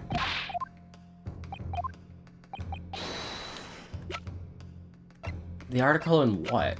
The explosion? The contract? Take that! It's not the contract, is it? What is the contract? Oh my, I'm really stupid then. It's this contract, my lord. Wait, why is it the contract, though? Mr. Drebber, this is the contract you signed with Mr. Asmon. Yes, that's right. The very document, in fact. That proves I had no reason to kill the man. Yeah, that's exactly why I didn't present it. No, I'm afraid not. What? There's something very significant that this newspaper article and this contract have in common. Really? Really? Oh. And it's that common link. Is it the signatures? That shows you were very clearly determined to kill Mr. Odie Asmon. Seems the defense has uncovered some things the rest of us... Also, now, is this when I start pressing the signature? So, my learned friend, point out what these two pieces of evidence have in common. Oh! Where exactly is the link between this newspaper article and the con... Okay, so now I can present the signature. Take that! Okay. I didn't realize I was supposed to, like, link the two evidences together. Okay. What these two pieces of evidence have in common is a signature. A signature? Okay, I definitely knew I was supposed to do that at some point. I guess now we have it. The signature on the illustration that accompanies the 10-year-old article and the signature on the contract belong to the same person. Ooh. What? Oh. As the court has heard, this illustration was drawn 10 years ago by the newspaper reporter who found Mr. Drebber and interviewed him about his ordeal. If you look closely, the reporter's signature can be seen in the bottom right of the corner of the drawing. And if you look at the contract here, which was signed between the witness and the victim last year, you can clearly see Mr. Asman's signature at the bottom. Let me see now. Good lord, yes, they're identical. In short, the journalist who drew the illustration and wrote the article published about Mr. Drebber 10 years ago was the victim of this case, Mr. Odie Asman. Oh! Okay, he just fell to the ground. Objection! But explain to the court why. Why would that constitute the motive as the witness to murder Asman? Well, if you think back, you remember that Mr. Drebber talked about that article in his testimony. Yeah, because I think, like, the whole thing is, what was it? Fuck, how do I word it? The Daily Circus was the only newspaper to mention, his name. Every other one just anonymously stated him, but I'm guessing Odie Asman was, since he was involved in it, like, they actually mentioned him by name. Grave robbing, you say? Oh man. Yeah. We know about this already.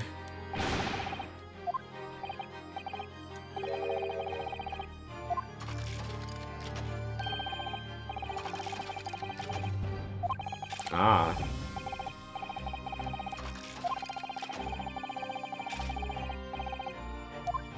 So yeah, that's basically what I was saying earlier. Yeah. All because of that newspaper article. So, his motive was because he got...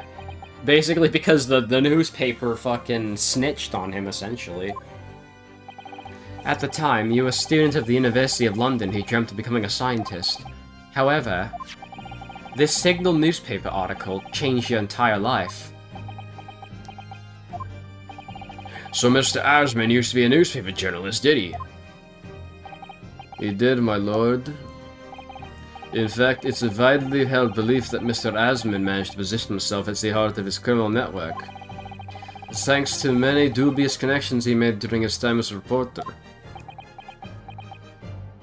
That would also mean that, like, Drebber lied about having only met him a year ago. Because that means that he has actually seen him.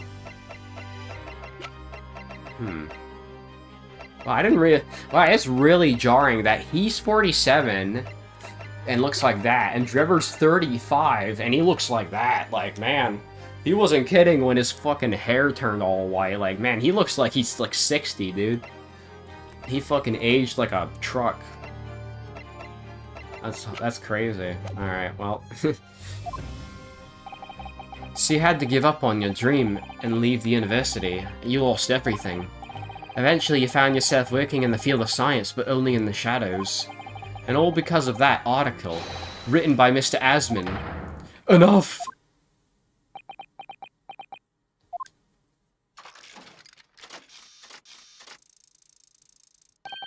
Stop this endless drivel about my life. What? Explain yourself, Mr. Drebber. Yes, it's true. I had to leave the university as a result of that article. But it was just the straw that broke the camel's back. What do you mean? Almost every student of science in the faculty was too poor to actually conduct any research. But they struggled on with their hypotheses anyways. We all did, only to have them taken by the vultures. Sooner or later, you knew your ideas would be stolen and patented by some wretch or other after all. Good gracious.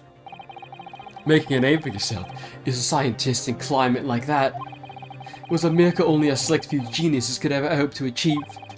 Personally, I wasn't one of those geniuses, so it was hardly a wrench. Being forced out of university because of Lowgate was the best thing that could have happened to me. Objection! Mr. Drebber, do you genuinely believe that? Of course I do. Who's better placed to know whether or not I possess a talent for science than me?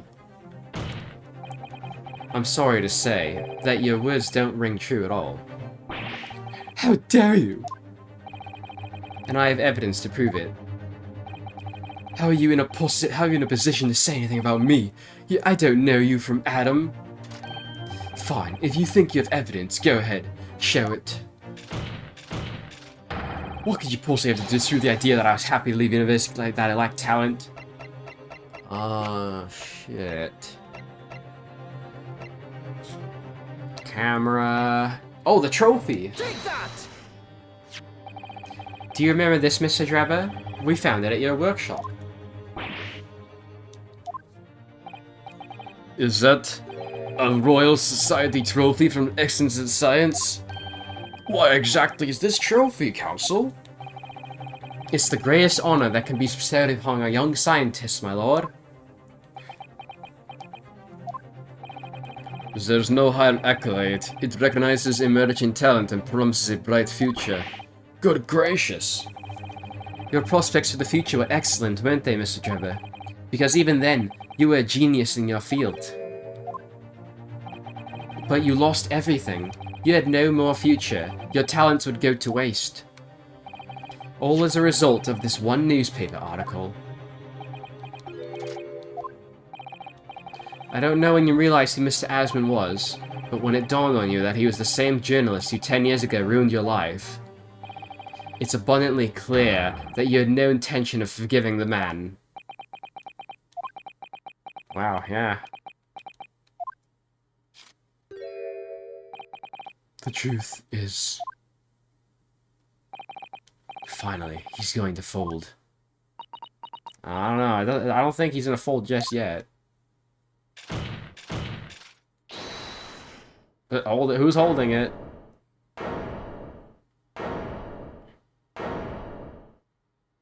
Oh, Dr. Scythe?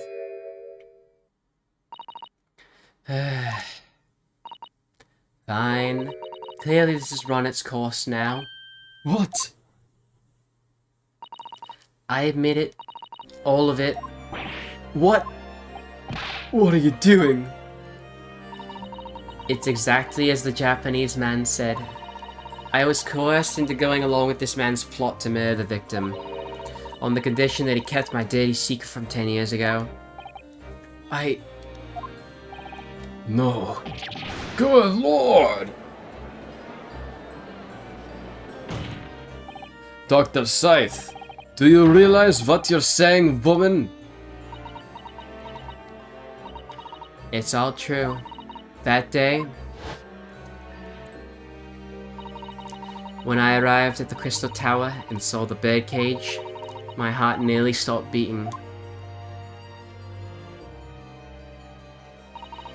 That memory from a decade ago that I'd done my best to bury deep inside myself.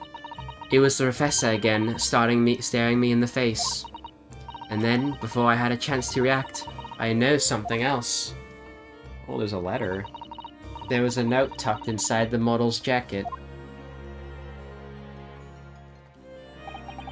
Dr. Scythe, you'll go alone with my plan. From someone who knows the truth about what really happened that night, 10 years ago.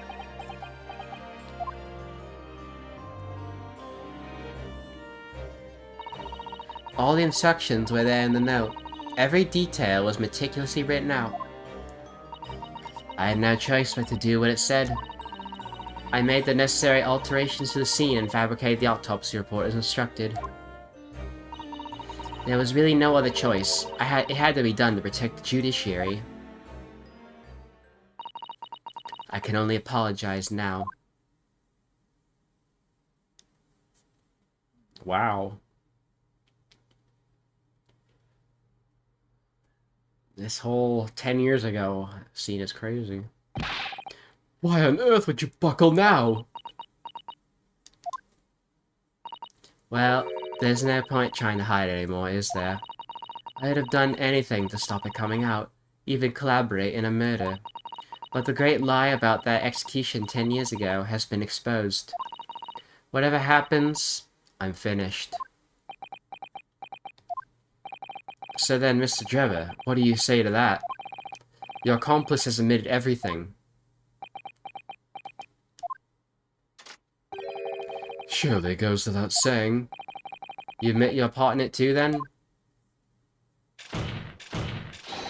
I admit nothing at all. What?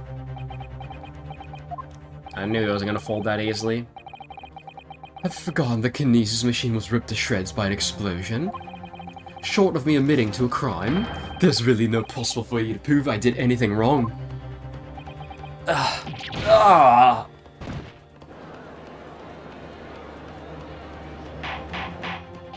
Order! Whatever this man says, I admit everything. He threatened to expose my secret, so I went along with his plan. And Lord Van Zeeks, Yes? I hope he'll accept my apologies. What happens next is in your hands, of course. Wow, she's like just ready to take the blow. I've heard more than enough now. I hereby present the final findings of this court. This trial is not the proper forum which pursue the alleged wrongdoings of Mr. Drebber. The defendant is Professor Albert Harebrain. Very true. It did slip my mind. Isn't he one of your closest friends? As the court has heard, Dr. Sithe has admitted to alleged allegations brought by the defense, thereby absolving the defendant of any possible guilt. You mean... At the present time, it is the conclusion of this court that the defendant was not involved in any wrongdoing. Does the prosecution have any objections? We can't just let him get away. None, my lord. Oh, congratulations, Mr. Naruhodo. You proved Mr. Professor Harebrain's innocence. But I didn't prove Drebber guilty. Without further ado, then, the adjudication. Unless the prosecution and defense have any other matters to discuss. No, we can't end the trial here. I don't know. This doesn't feel quite right. Why did Dr. Sithe suddenly admit to it like that? Is everything alright, Mr. Naruhodo? Like you said before, the way the trial's set to end now, the judge will certainly deliver a verdict of not guilty. But is that really what we want? No, I don't. What the defense should be pushing now is... A further testimony. Objection! The defense objects to the trial ending at this time, my lord. I beg your pardon. We demand one final testimony.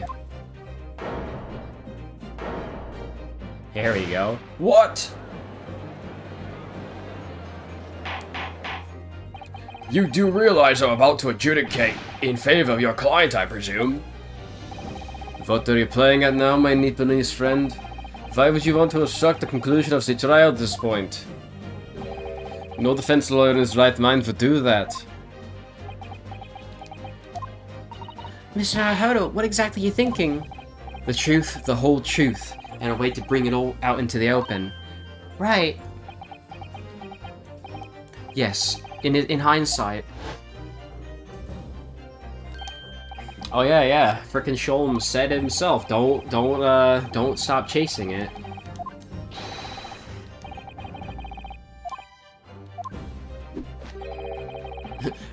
Speaking of which, did Sholmes finish his caramel already? I'm sure Mr. Sholmes knew. He must have deduced that this would happen. Yes, I'm here in the court to advocate my client, and to secure an acquittal. Obviously. But that's not all. I believe that I have a duty to the court. To pursue the whole truth of the case, until every last detail is laid bare. And that is why the defense calls for further testimony from Dr. Sithe.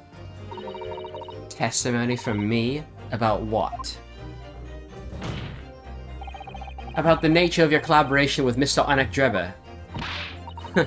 In case it's escaped your attention, I've already admitted everything I did. The whole truth has already been revealed. So stop wasting everyone's time. As his lordship made very plain, your client will get the quill you wanted for him. There's simply no point protracting this business further with another tedious cross-examination. Objection! Well, there goes the wine glass. Pray forgive my careless handling of that hollowed bowl. I slipped. That's what you call it? What is your objection, Lord Van Zeeks? The prosecution also calls for supplementary testimony from the witness. Don't be stupid. If there is more to this case than has yet to come to light, then I will join my learned friend in pursuing the facts until the bitter end. You'll what? Lord Van Zeeks. This is most irregular, to say the least. However, as the prosecution also calls for it, I will uphold the request. Dr. Sithe, you'll testify for the court, explaining the full extent to involvement in the murder apparently committed by Mr. Drebber. Very well. Alright, this should be the final testimony. The waxwork plot. It all began at the scene when I saw the waxwork and the note tucked inside its jacket. The actual body of the victim, as indicated in the note's instructions, was beneath the experimentation stage. The body had to be arranged in certain ways to implicate the defendant, which was my job. I enlisted the help of the entire forensic investigation team to dress the scene appropriately. The truth about the execution 10 years ago is a state of secret of the highest level. I had to protect it. Okay. So I was right. The stage and the machine were all specially designed for deception. So it seems. And all meticulously repaired. You did well to see through it. You're a very shrewd boy. So kind of you to say.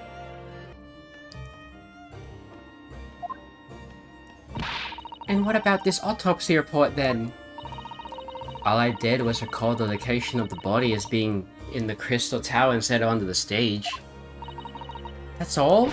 That's a terrible corruption. Only my team were aware of the deceit, and then only under my explicit instructions. Nobody else at Scotland Yard knew anything about it, I assure you. We must be thankful for small mercies, I suppose. Well, I believe this testimony has clarified everything. There's no particular need for a cross-examination, I'd say. No, I disagree. I can't shake the feeling that something's wrong.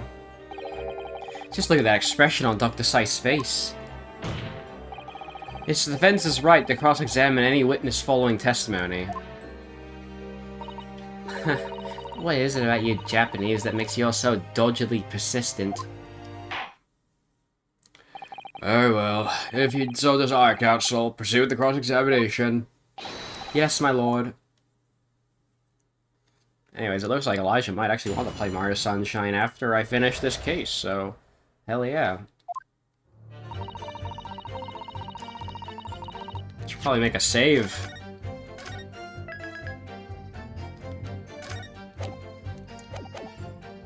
Alright, here we go. From what you described before, it sounds like the note was anonymous.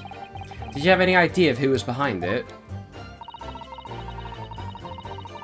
There are very few people in the know about what really happened 10 years ago to start with. Okay, so... Spells is not here now. She's gone. So it's just Drebber, so he's probably going to speak up about something. But anyway, I never heard of this engineer, so no, I had no idea. Yet despite not knowing who was behind the plan, you went along with it? I had no choice. Protecting the Professor's secret was my only concern. But the horse has bolted now, and the stable door will never shut again. Scotland Yard's reputation will be immeasurably damaged as a result of all this. Yes, thank you, Lord Zeeks. I'm well aware of that. So, as I understand it, what you found in the birdcage was the waxwork model. Where then was the victim's body?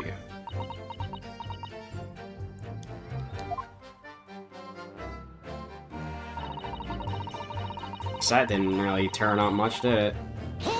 Usually the first statement doesn't really mean much. So you knew about the special construction of the stage used to carry out the trick then? It was quite obvious what had happened with the victim and the waxwork. And you switched the two over, didn't you? In other words, you record the victim's body as been having discovered in the Crystal Tower, and the waxwork. I wrapped it and sent it to the carriage to the specified address at the specified time. And why are you given such directions? Presumably so it could be discovered by Drebber and returned to Madame Dispels. I see. And then you put the birdcage back on the experimentation stage? Yes. Although someone obviously made a mistake about which cage should go where. I thought I'd made it perfectly clear to the team, but still. I suppose you were focused on the victim's body, that being a more important detail. I'm just waiting for Drebber to, like, fidget and speak up about something. Well, I wouldn't say speak up, but... yeah. Hold it! Alright. When you say arranged, I presume you mean with this. Yes, the instructions in the engineer's note said something along the lines of fabricate some evidence to make it clear that Hairbrain alone could have killed Asmon. So, you mean that was your doing? I fetched Hairbrain's ridiculous screwdriver from the stage, and took it with me, alone, to the abyss under the stage where the birdcage had fallen. Alone, Doctor?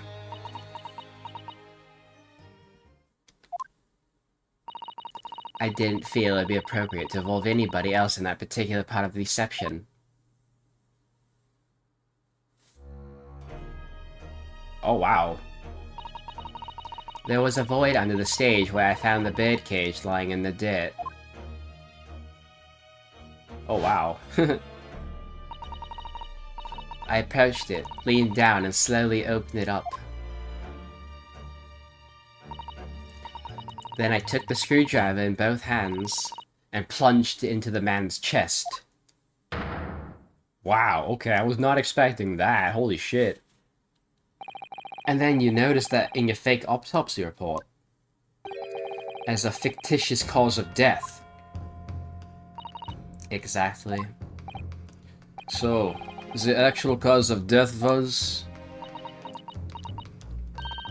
the trauma resulting from the 30-foot drop. My word.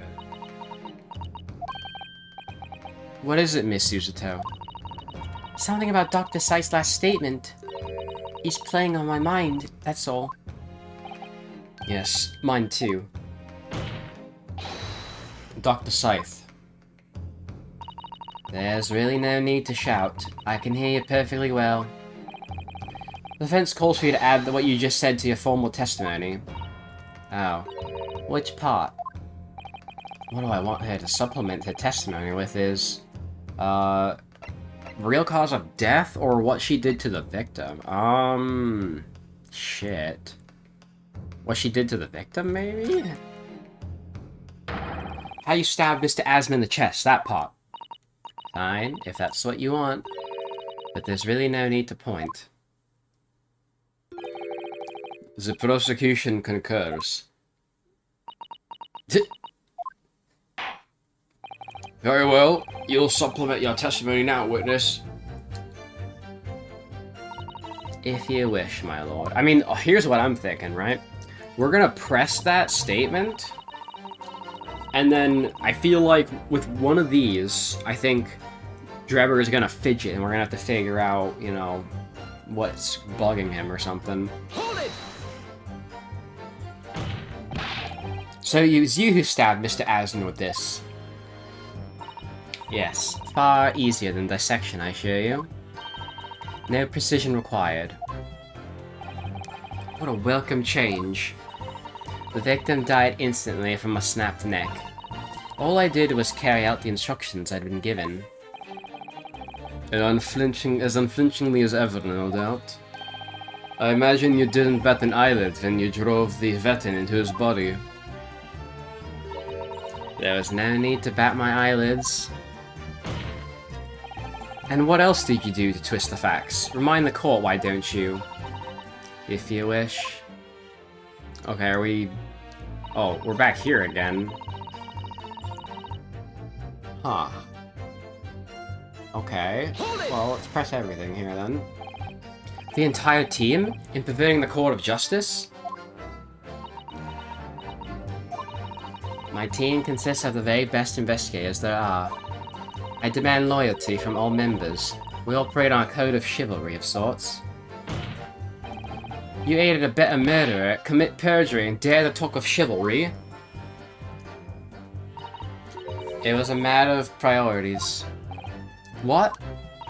Nothing was more important than protecting the secret of the professor. My team did what was necessary without losing sight of the primary goal. I consider their conduct exemplary.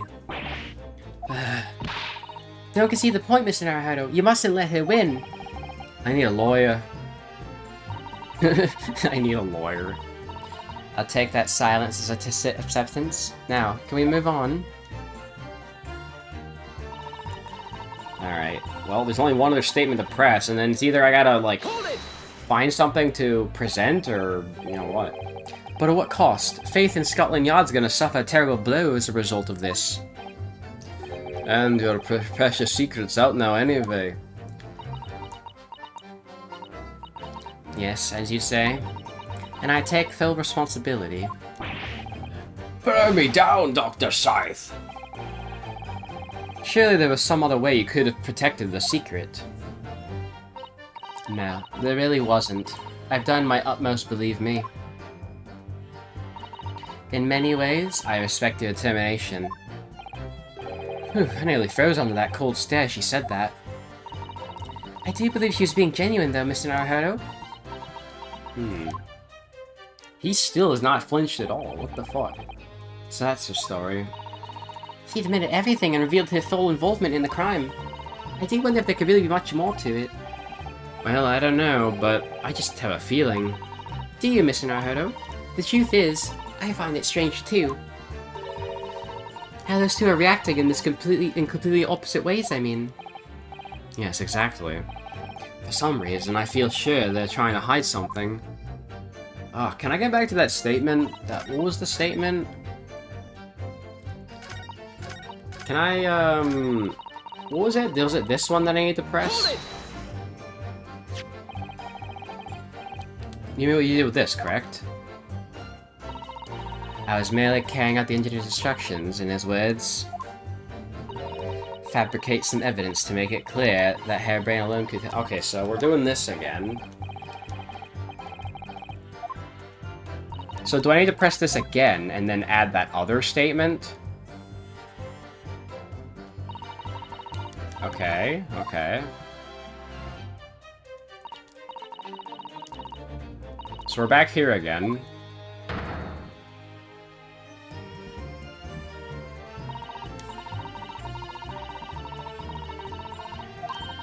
Alright, well, hopefully we're getting somewhere.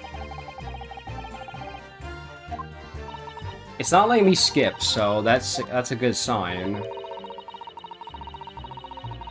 Okay. We can change the testimony. What should I ask her to do with the statement she had? Change it, then. I want to see what the other statement is. Dr. Sithe, what you said before about the real cause of death, I believe that may be significant, so could you change the supplementary statement to explain that instead? Very well. Okay, I want to press this one instead. Hold it!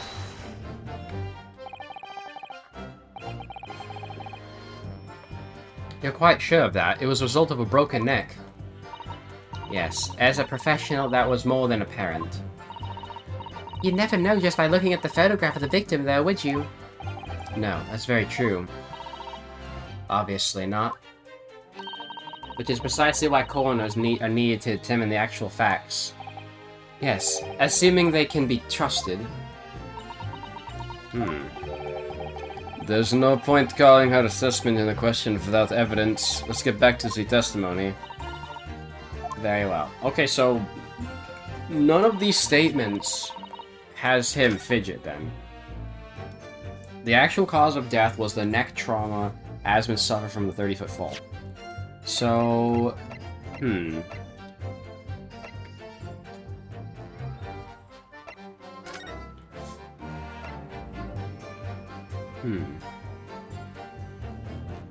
Wait a minute. Hold up. The actual cause of death was the neck trauma Asmund suffered from the 30-foot fall. But then... obviously, she says the cause of death here was the hemorrhage of a wound to the chest that pierced the heart. And that's the thing that she lied about? Hmm. I mean, it's not like I can present anything else, right?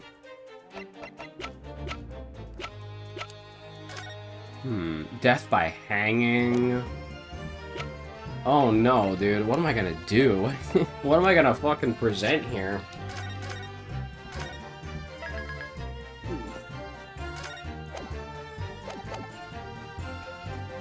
Can I present something here? This isn't gonna do anything, right? Objection! No. Okay. Well, it was worth a try. Shit, man.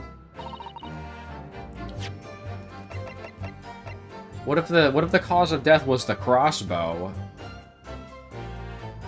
Objection! Okay, it's not that. Wouldn't that be funny though? Wouldn't that be funny if the crossbow was the cause of death? Maybe this is not the right one now. I don't fucking know. This is gonna take a sec to figure out. He's not fidgeting on any of these, so I have to present something then.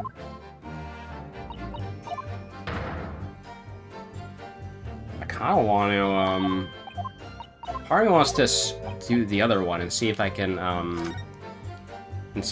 press it. Okay, so now it's not letting me see it because this is technically new, but whatever, I'm not reading it. So what does it say now? I stood over the victim's corpse where it lay in the toppled cage and plumbed the screwdriver into the chest. But how?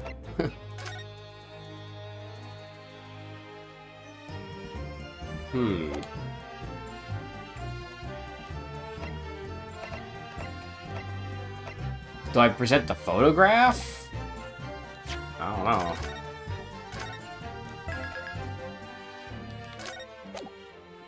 Let's see.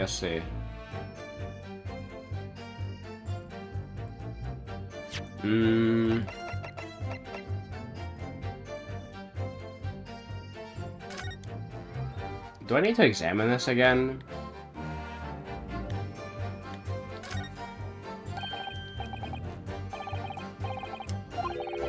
Yeah.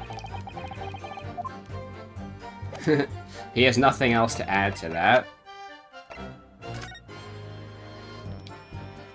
Anything else to examine with this? I mean, there's also that weird crack at the bottom, which that's also kind of weird.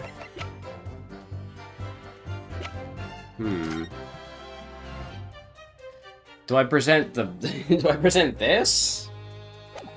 No. I actually don't know, like, dead ass. Can I present the photograph? Objection! It's the photograph. Okay. I had a feeling. I've got a nasty feeling that this inconsistency points to an extremely uncomfortable truth. What on earth is the matter, Counsel? Have you lost your tongue? Also, what is this music? I apologize, my lord. Dr. Scythe, in that last statement of yours, there's just one point. That seems to defy explanation. Out with it, my learned friend. There's an obvious inconsistency between your description and this photograph, which shows the victim in the birdcage following the events that led to his death. Objection! The court has already examined this photograph in depth. There's nothing new we can learn from it. Objection! Yeah, so you've already considered it, that's true. But we now know the facts to be different. What do you mean? I believe we should let the defense explain. Where in this photograph will we see the alleged inconsistency with the witness's statement? The glass, maybe? Oh no, I'm gonna save, because I don't want to fuck this up. Because she didn't say there was any glass. Take that! Is the glass? point that makes no sense is the one being made at this very moment by your index finger. huh? Your roving eyes and wavering hand undermines the bold words you started with. And if you're looking for something that just makes no sense, you're pointing to the wrong way.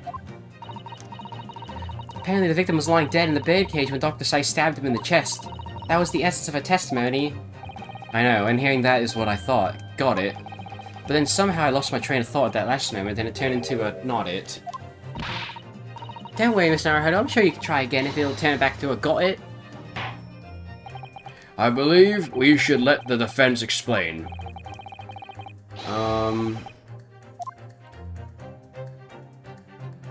Well, I mean, there's also, like, the wood. The wood outside.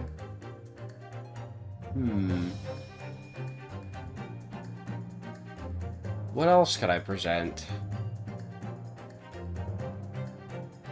Is it the blood? I don't know. Take that! Look closely at the bloodstain on the victim's chest. It clearly extends in a downwards direction towards the man's feet. Oh! And why is that significant, Council? So if he was standing upwards, the blood would trail downwards? Is that what we're going at? If the victim was stabbed moments before the kinesis machine was set in motion, that's entirely inspected. Oh, of course, no, that's not what happened. Exactly, my lord. Dr. Scythe made it very clear in her testimony just now that the point at which he stole Professor Harebrain's screwdriver and stabbed the victim was after the grand deception was set in motion, when the birdcage had fallen below the stage out of sight. From the shape of it, it's clear the birdcage would have fallen on its side after the 30-foot drop. And if the victim had really been stabbed whilst inside the birdcage in that position, the blood from the wound would have spread out equally in older. Oh! For it to have a form that the longitude appearance we see in this picture is inconceivable. Oh, really? I did not think of that. Given that the victim's blood seeped vertically downwards from the wound, it must be the case that when you stabbed Mr. Abson, he was standing up. In short, Dr. Scythe, your latest state testimony is a total fabrication. Oh!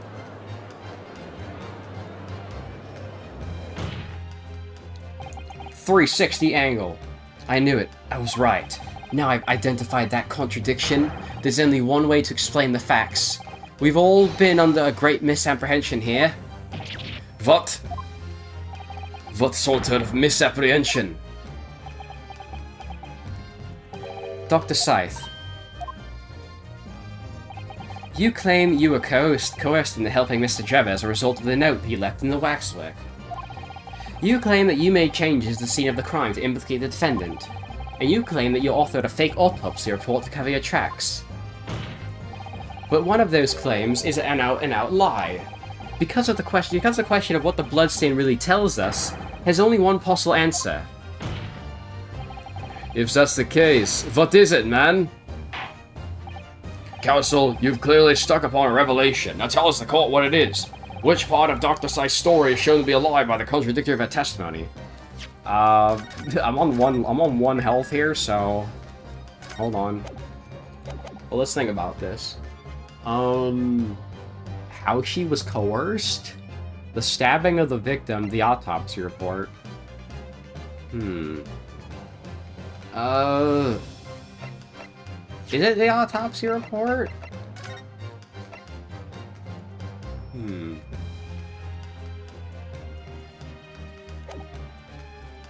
Could be that.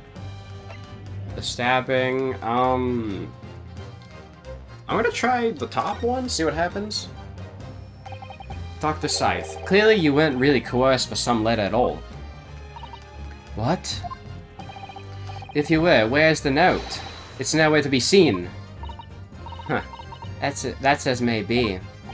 So why don't you present it to the court, if the assertion vexes you? Obviously, I've already disposed of it, and I'm not vexed in the slightest. Counsel, need I remind you that it was you yourself who established the coercion? Oh. I'm afraid that little cry is insufficient recompense for such a blunder. I shall have to kill you. You're dead now. You suck ass at the game. Alright, well, guess we're loading our stakes. I'm not sitting through that dialogue again. Okay, so what about... I'm gonna try the autopsy, because that was my gut option. You say that you examined the body and wrote this report based on your findings. But that's a blatant lie, isn't it? I mean, a lot of her shit's a lie, though. I'm sorry, but I can't simply fathom what you're attempting to say. The truth is, you had your subordinates do the work for you, and they authored the report. But then you wielded your superiority over them and claimed the credit for yourself. Can you honestly say that's not what happened? Yes, I can honestly say that's not what happened. Oh, was that also wrong? I don't know. Well, good. Glad to hear it. What on earth was that purpose of the exchange, Council? You're fucking dead again. Wow, good on me picking the wrong answers before the correct one. Alright. The answer is very simple if you consider the sequence of events. Hey, I mean, we at least got some funny dialogue, you know? If when the victim was stabbed from the blood from the wound seeped downwards as it did, we can be sure that the victim must have been either sitting or standing upright at the time. But as you rightly pointed out, the birdcage would have fallen on its side when it was fell beneath the stage. Yes, it would. Which tells us that the victim must have been in that position of his own accord. Objection! That's impossible. The man was dead, remember? No, that is misapprehension. Wow. When the birdcage fell from the stage into the void below, it must have hit the ground with considerable force.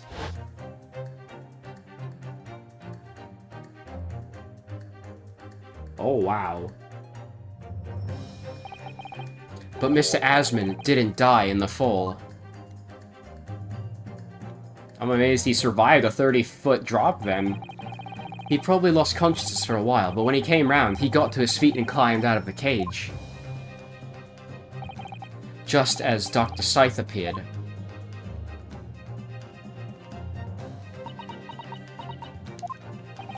If the victim was in fact alive at that point in time, it changes everything. This music's really good. I don't know what this song is, but I like it. It's like it's kind of like a like cornered theme. Oh. Mr. Odiasman's killer wasn't the defendant, Professor Albert Harebrain, nor was it the mastermind behind the stage trickery, Mr. Enoch Drebber.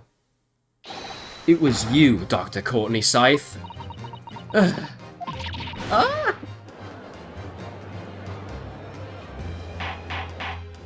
Order! Order! Can this possibly be true? Have you been taking me for a fool? It was you, was it? You killed him? You hoped that by admitting to be an accomplice in Mr. Drebber's scheme, this trial would end. Before you were accused of far worse crime. Cold blood and murder. Oh, now she's doing it. Oh, do shut up. You're so desperate now, making all this up. As if I would do something like that. Oh, Suzato's objecting now? I assure you the defense is not desperate, Doctor. Mr. Naruhodo has established the facts using evidence and logic alone. Logic? Don't make me laugh. Sadly, your logic has a gaping hole in it. What? What do you mean? I'd have thought it was obvious. A motive, boy. You're lacking a motive. What possible reason would I have to kill Mr. Asman? Asman was involved in any number of criminal activities, from coercion to theft to murder. But there's no known connection to Dr. Sithe there. Yes, there is. If Asman's the fucking professor, then she was his coroner. I'm rather relieved to say it does seem somewhat far-fetched. True, there's no obvious motive, but there's still something in the back of my mind. I feel sure I've seen something somewhere that hints at why the coroner might have done this. Yes, I might have tampered with the crime scene and concocted a fake report, But murdering someone for no reason is a very different story. Objection. No. When you question what possible reason you could have for wanting to kill Mr. Asman, something did come to mind. What? What was it, Council? Enlighten the court at once. And don't fuck up, don't get another game over. Yes, we saw it yesterday, didn't we? Something that seemed strange, but we had no reason to suspect it at the time. There's a particular object that explains why Dr. Scythe would have wanted to kill Mr. Asman. The Iron Mask, scalpels, or the screwdriver. Ah. I feel like it's the Iron Mask, but I'm gonna say it because I don't want to do this again. It's the Iron Mask. You've lost me. Huh? Sorry, Mr. Naruhodo, but why the Iron Mask? Well, of all the things I saw yesterday, you left the greatest impressions. Oh, that's not it, I guess. Clearly you have no idea what you're talking about. Ugh, I think I must have said the wrong thing. Forgive the interruption, Dr. Scythe, but what my colleague meant to say was scalpels. Perhaps that makes a little more sense to you? Oh. Ah, of course. The scalpels. Did you say scalpel? I did not think it'd be the scalpels. I'm curious to see where this is gonna go. It would appear that word has struck a chord, Doctor. You come on, out with it! It was yesterday when we visit your laboratory. Yeah, the big thick book. The thick book.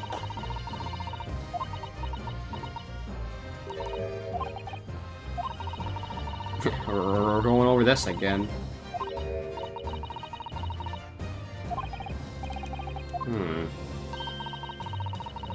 They're buying. Oh yeah, the 500 scalpels. What the hell is that all about? I completely forgot about that plot point. 500 scalpels a month? At first, I wondered what on earth you could be using that many scalpels for. But actually, I realize now it's not the scalpels themselves that are significant, it's the money for them, disappearing every month from the department's accounts. Asman's criminal organization relied heavily on extortion for its funding. Tracing the money from the forensic investigation team's account to find out where it was going would be extremely straightforward. Was she being blackmailed by Asman or something? 10 years ago, when Mr. Asman was still a journalist and wrote this article about Mr. Drebber, he may well have stumbled upon information as he was researching the story. Information relating to Dr. Scythe's darkest secret that he would use to rack money from her for the next decade. The darkest secret? Good lord, you mean... I don't know what happened on the night of that execution 10 years ago, but clearly the opportunity to rid yourself of that menace was too tempting to pass up. Oh wow. So in the end, you weren't coerced at all, were you? You did it entirely of your own free will. You stabbed Mr. Asman in the heart with all your might. To silence the blackmailer who knew your darkest secret for— Oh yeah, she was being blackmailed, damn. You'll never understand, none of you. What we've had to keep covered up all these long years.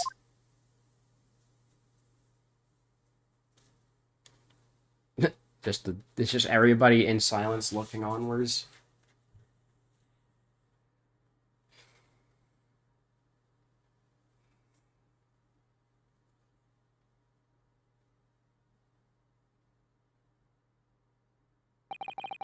As very little of the machine remains after it was ripped apart by the bomb. The truth of this case can never be properly established unless you speak out. And if you decide not to, it's very possible that Courtney Scythe will escape punishment for her crimes. Please, sir, own up to what you've done, and tell the court the truth about what happened. 10 years ago, you told the truth, and you were robbed of a bright and successful future as a result. I can certainly understand your bitterness and your consternation now. However, this is surely the chance you've been waiting for, to sever the hold that fate's had over you all these years. Super high voltage instantaneous kinesis? I mean, really?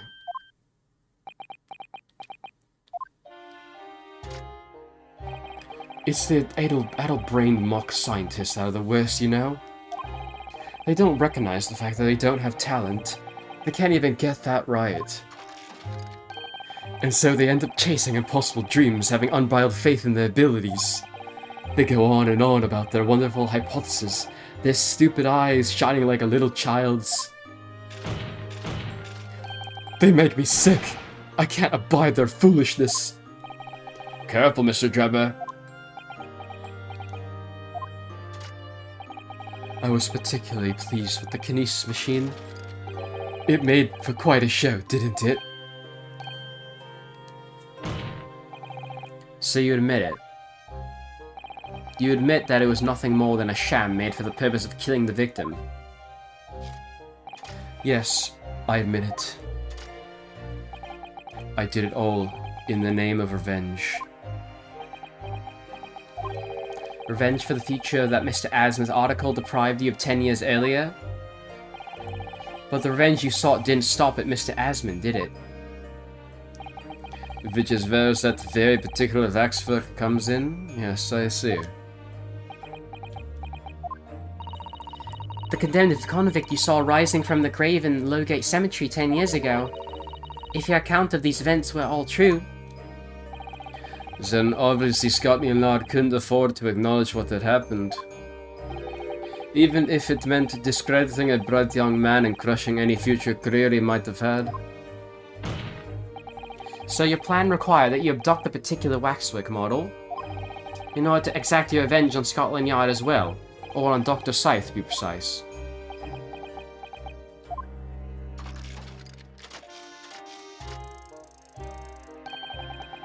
It was a year ago. By some extraordinary twist of fate, Asman turned up at my workshop. He did remember who I was, of course. He just wanted to employ my service as an engineer. And he happened to have a paper with him. An article on the front page caught my eye. About the coroner who handled that bogus autopsy being appointed head of the new forensic team. When I learned that news, my cognitive processes started to devise a plan. What a horrid tale. He robbed me of my future, so I wanted to use the man's own wiles against him for revenge. And have that rotten Scotland Yard eating out of my hand at the same time. I wanted them all to suffer the same humiliation I had to suffer.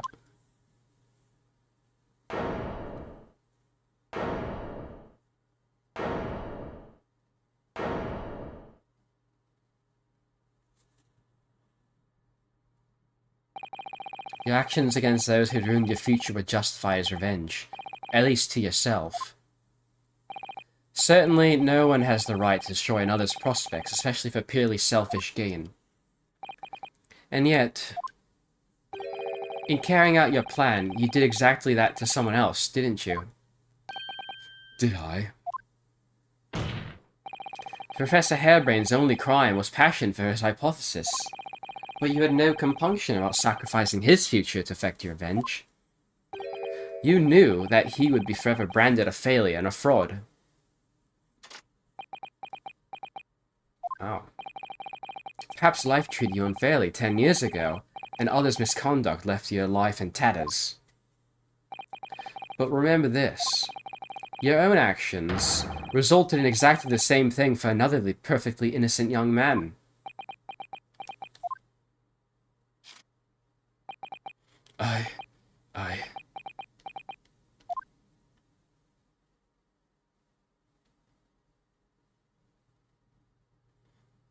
It is truly tragic. Lord Van Zeeks, what of Dr. Sithe? An immediate warrant of her arrest has been granted, and she's been reprimanded in custody, my lord. Or, I guess, remanded? Is it not reprimanded? I presume she'll face trial in the coming days along with Mr. Drebber. So they both got arrested, damn. A most regrettable situation indeed. She's made great contributions to her profession over the years. Really is a hard truth to swallow. Yeah, it's basically just like, it's like frickin' artists who get outed for allegations. However, that is a topic for some future occasion. For now, Professor Hairbrain. Oh, yeah. It seems there's a great deal more to experiment than you realized.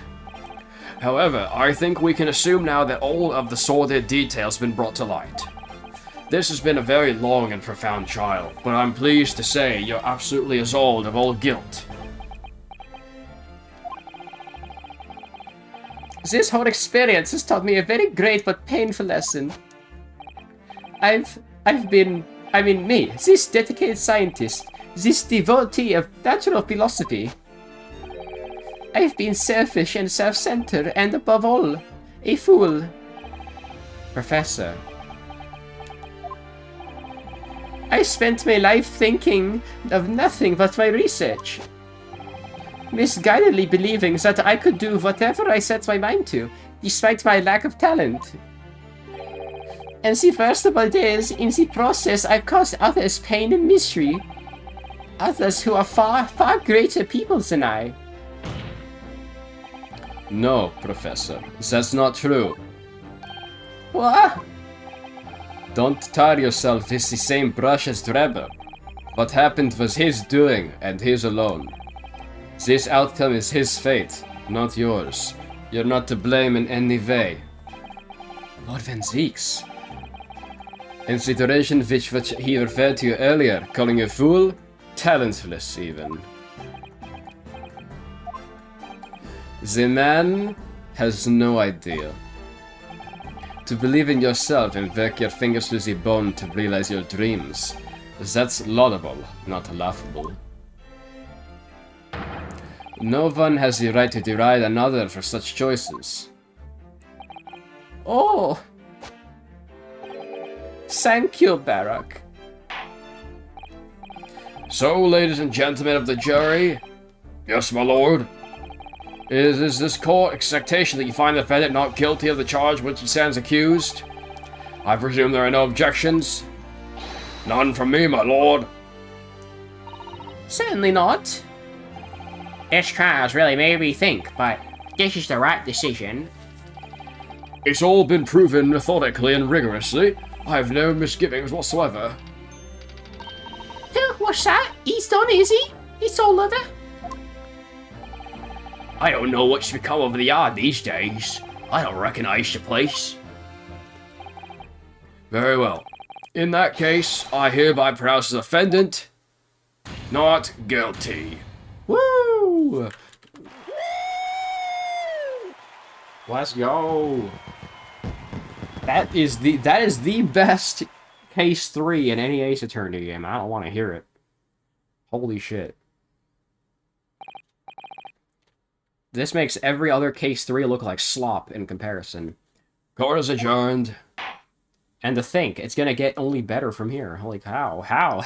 How can you get better than that? It's over. That was some trial.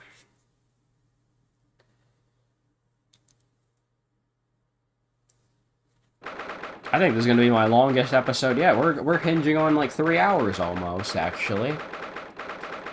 2.5 hours, okay. I think we're gonna be doing Sunshine pretty late, huh?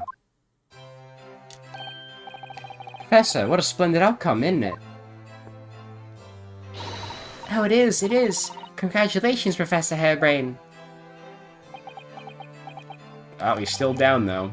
Mr. Naruhodo, Miss Susato, I am truly, truly beside myself with gratitude. How can I ever thank you enough? I'm just glad it's all been cleared up. That you realize you're just caught up in a bad situation. Oh, right now, you know, if I had such research grant money, oh, I'd give a whole lot to you, every penny. Well, that's very kind, but I'm just a student, so... We don't need any financial reward. Your acquittal's more than enough. Oh dear, oh, what can I do? Aha! How about this? As a memento, the paper about my hypothesis inside. Well, Just a memento, then. Thank you. I've been wondering, Professor. What are you going to do now? Oh my, yeah. What am I gonna do? My hypothesis and my great machine lie in ruins. But still, it's been too long since I was last in London, so perhaps I'll enjoy some sightseeing. I must explore the great exhibition whilst I'm here, too, and see if some new inspiration hits me. Oh yes, that's a wonderful idea. I can't allow that. Oh, it's Barrack. Oh, okay. I thought it was Sholmes. Lord Van Zeeks, what are you doing in here? Barrack! I'm sorry you had to go through that, Albert. Well, if I'm honest, it was terrifying. You were like a great demon behind your bench there, snarling down on your prey. You're one of the few true friends I have. I couldn't leave it to anybody else to handle the prosecution or the defense. Sorry? Or the defense? Did I just hear that right? I've always knew you had my best interest at heart, don't they? How about you show me around while I'm here in the town? It's been a long time since we left university. We have a lot to catch up on.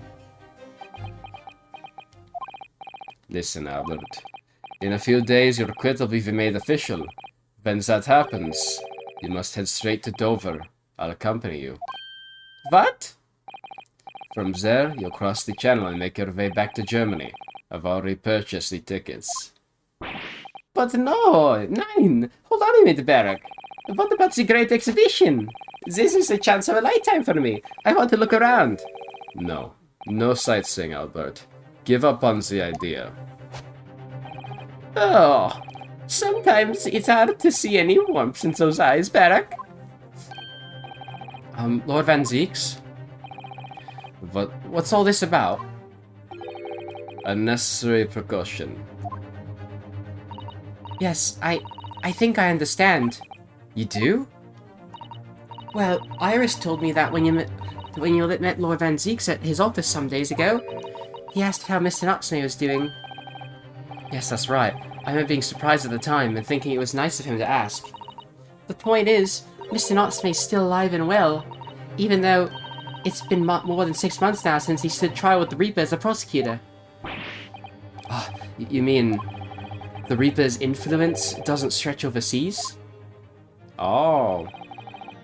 Those in the Reaper's sights meet their end days or sometimes months after their acquittal. That's been the pattern up till now. But of course, we know that both Mr. Nutsmay and Gina were completely innocent. True. And perhaps that governs the Reaper's actions. The truly innocent are spared. But I don't want to take any chances with a close personal friend.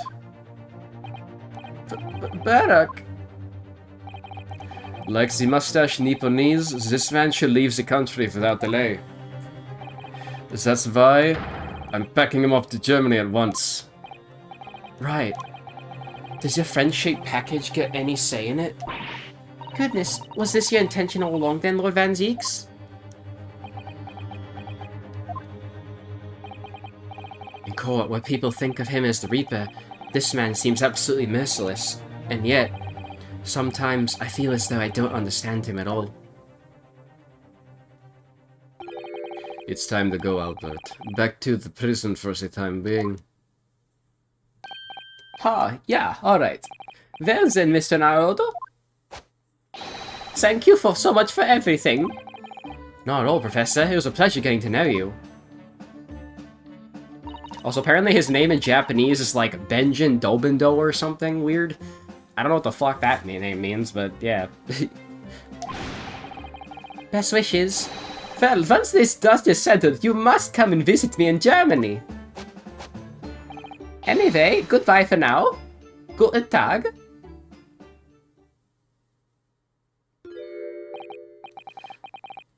Now, my Nipponese friend. Oh, yes. I thought you'd gone too. We have matters to discuss. Can you spare me some time? You want me to talk with me? I'll be waiting in the courtroom in 10 minutes. Damn, really? What the fuck? Well, that was strange. For some reason, I didn't get that sense of impending doom as he walked away this time. Oh, wow. The enigma, Baron Van Zeeks. What does he want to discuss, I wonder? The answer awaits in the courtroom, I suppose. Here goes, then.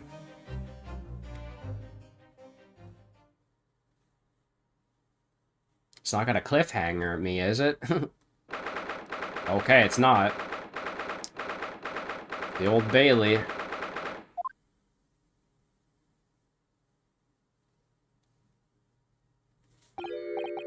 So, are you satisfied? You've saved a guileless scientist from a great injustice. Yes, I think so. I'm relieved, at least, that the man's innocence could be proven. Anyway, I imagine you've been wondering where my animosity towards you Nipponese come from?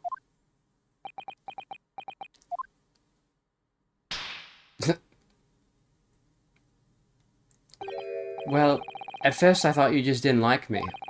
I imagined you saw me as a pretentious child from an unimportant land who had no business being here. But now I think differently.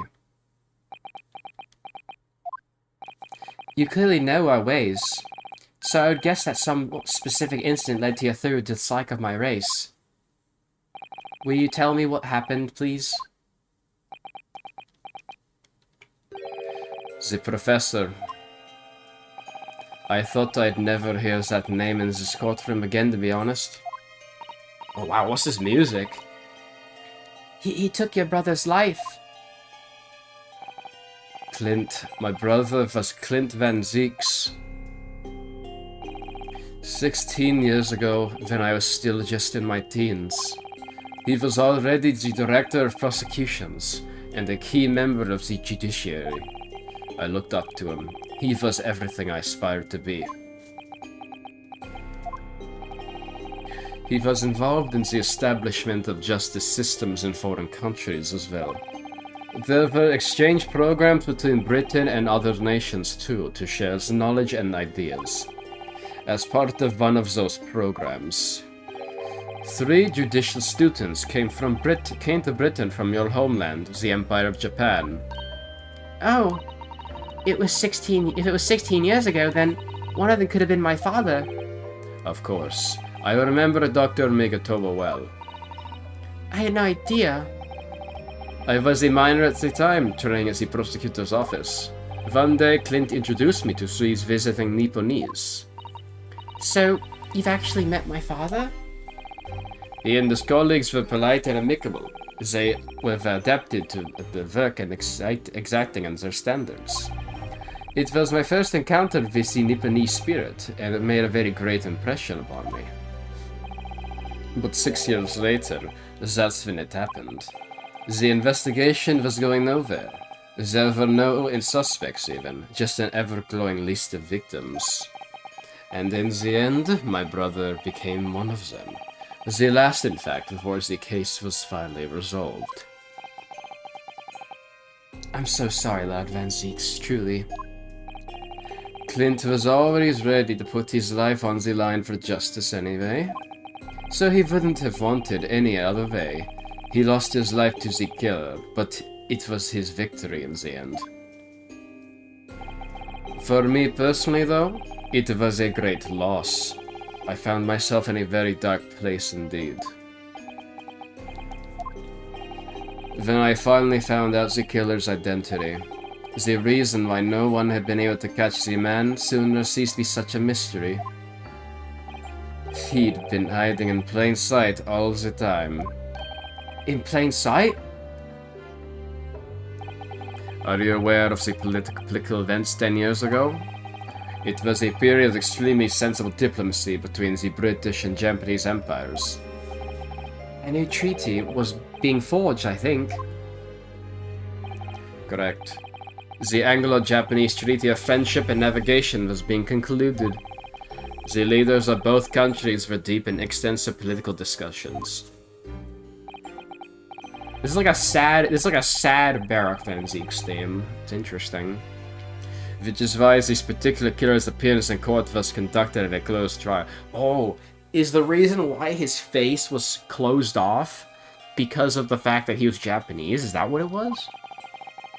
If the British public had known the identity of the killer, not only would the treaty have been in jeopardy, but our two nations could very well have ended up at war. What? A war? Between Britain and Japan? But that would mean... Oh my, you mean to say the professor was...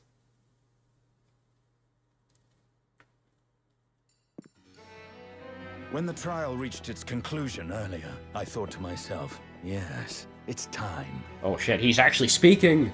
Time for you to come face to face with this hideous monster. I think my voice is pretty fitting for him then. I borrowed the key for the mask from the proprietress of the Waxwork Museum. So see for yourselves now. Confirm it with your own eyes. The truth that's been hidden this past decade. Or, oh no. I'm kinda scared now.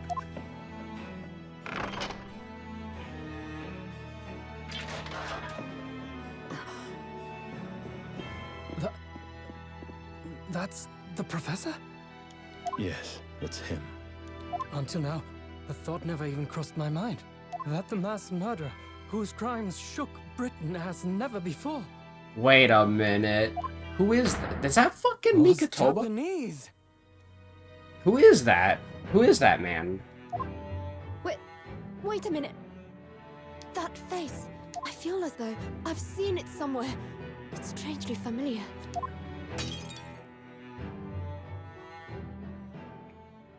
Oh, the masked band's reacting too.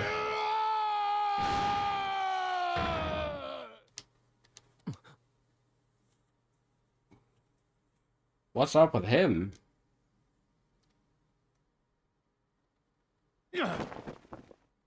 Oh shit. Father. What? Father? What the fuck?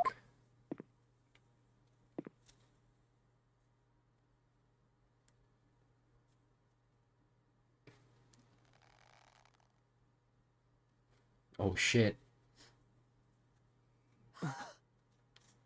Is it him? Kazuma! Holy shit, he's alive! My best friend, Kazuma Asogi. After a whole year, finally his memories returned. And all it took was seeing his father? Damn, he looks good in that fucking outfit. As he stood there before me.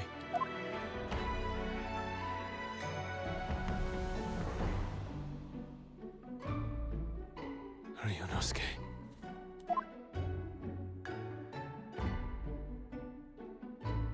Wow, what a Hello again. amazing ending. My friend. Kazuma-sama! Judicial Assistant Mikotoba.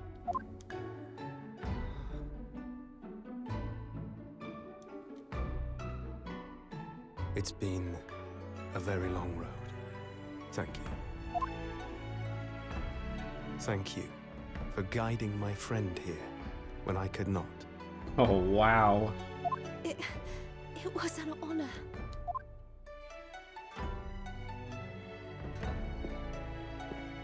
I knew you wouldn't die that easily. Kazuma. I'm so glad he didn't die too. I owe you thanks, too, for taking good care of that in my absence. Oh.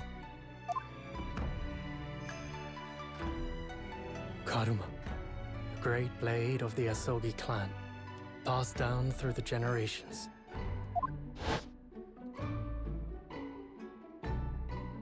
When we left Japan, this sword was at my friend's side. Wow, they saved all of the voice acting for this one moment. That's The crazy. Japanese man's katana is his soul, and he couldn't be parted from it. But then, when the incident happened, it was Susato-san's wish that I inherit the sword, and I've kept it with me ever since. along with my memories of the friendship we shared.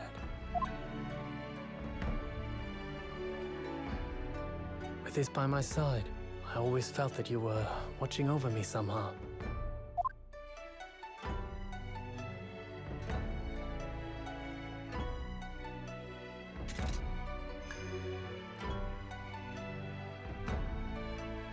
He's got his sword back.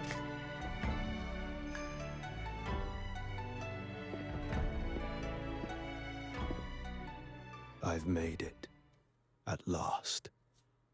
Father. Are you saying... Surely not. You mean, you knew all this time? I'm looking at it. But...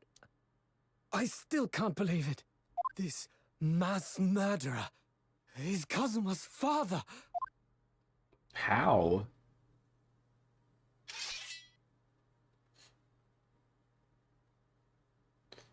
He's gonna slice the fucking wax model.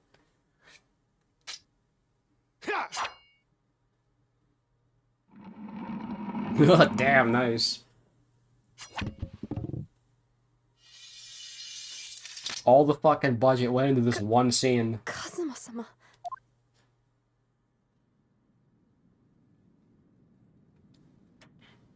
Ryunosuke, we have much to talk about.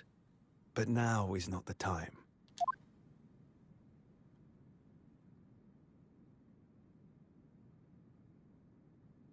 I'll be seeing you.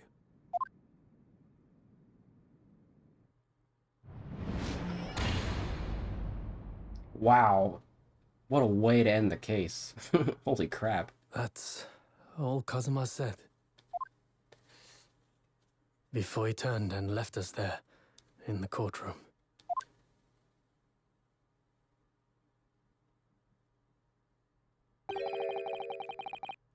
Oh, okay, now we're back to in-game cutscene. Well, I mean, that technically was in-game, but it was, like, way more animated than usual.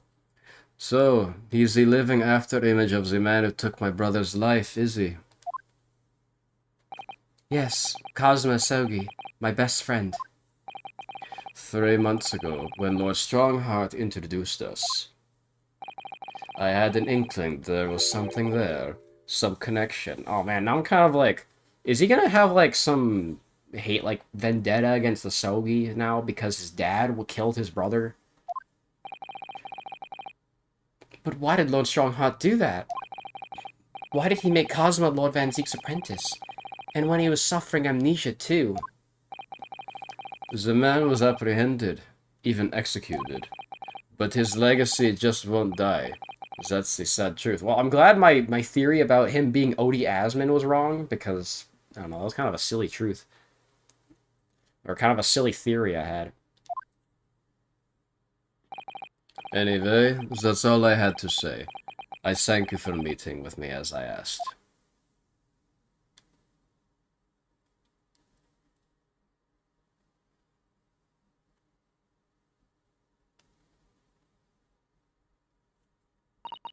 "10 years ago, my grandmother took me to the railway station.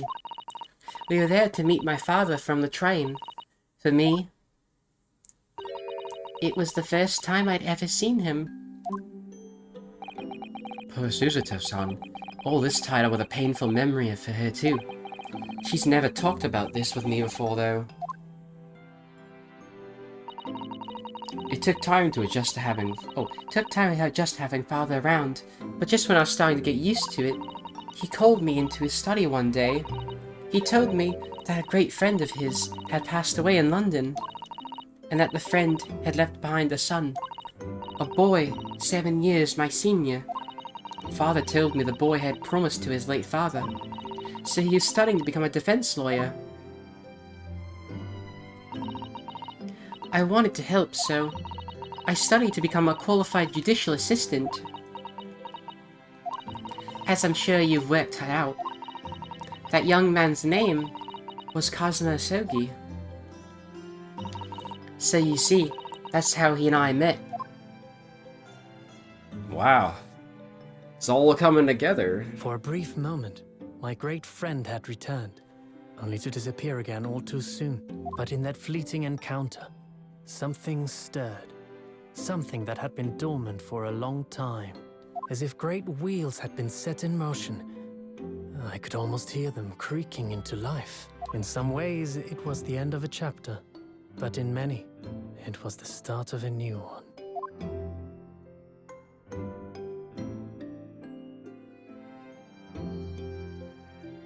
Wow. Best third case ever. Especially with that like those last few hours. Oh, I got an achievement. Nice. Those last few hours, like, holy shit, that carried that whole case. I think I read a comment somewhere. Someone said, like, I've never seen a case go from 0 to 100 so dramatically, or some shit like that. And, yep, I definitely see it. Wow. Longest episode ever by a long shot, and I don't know if there's going to be any competition, but boy, am I glad I sit through to the end of that. It was really worth it.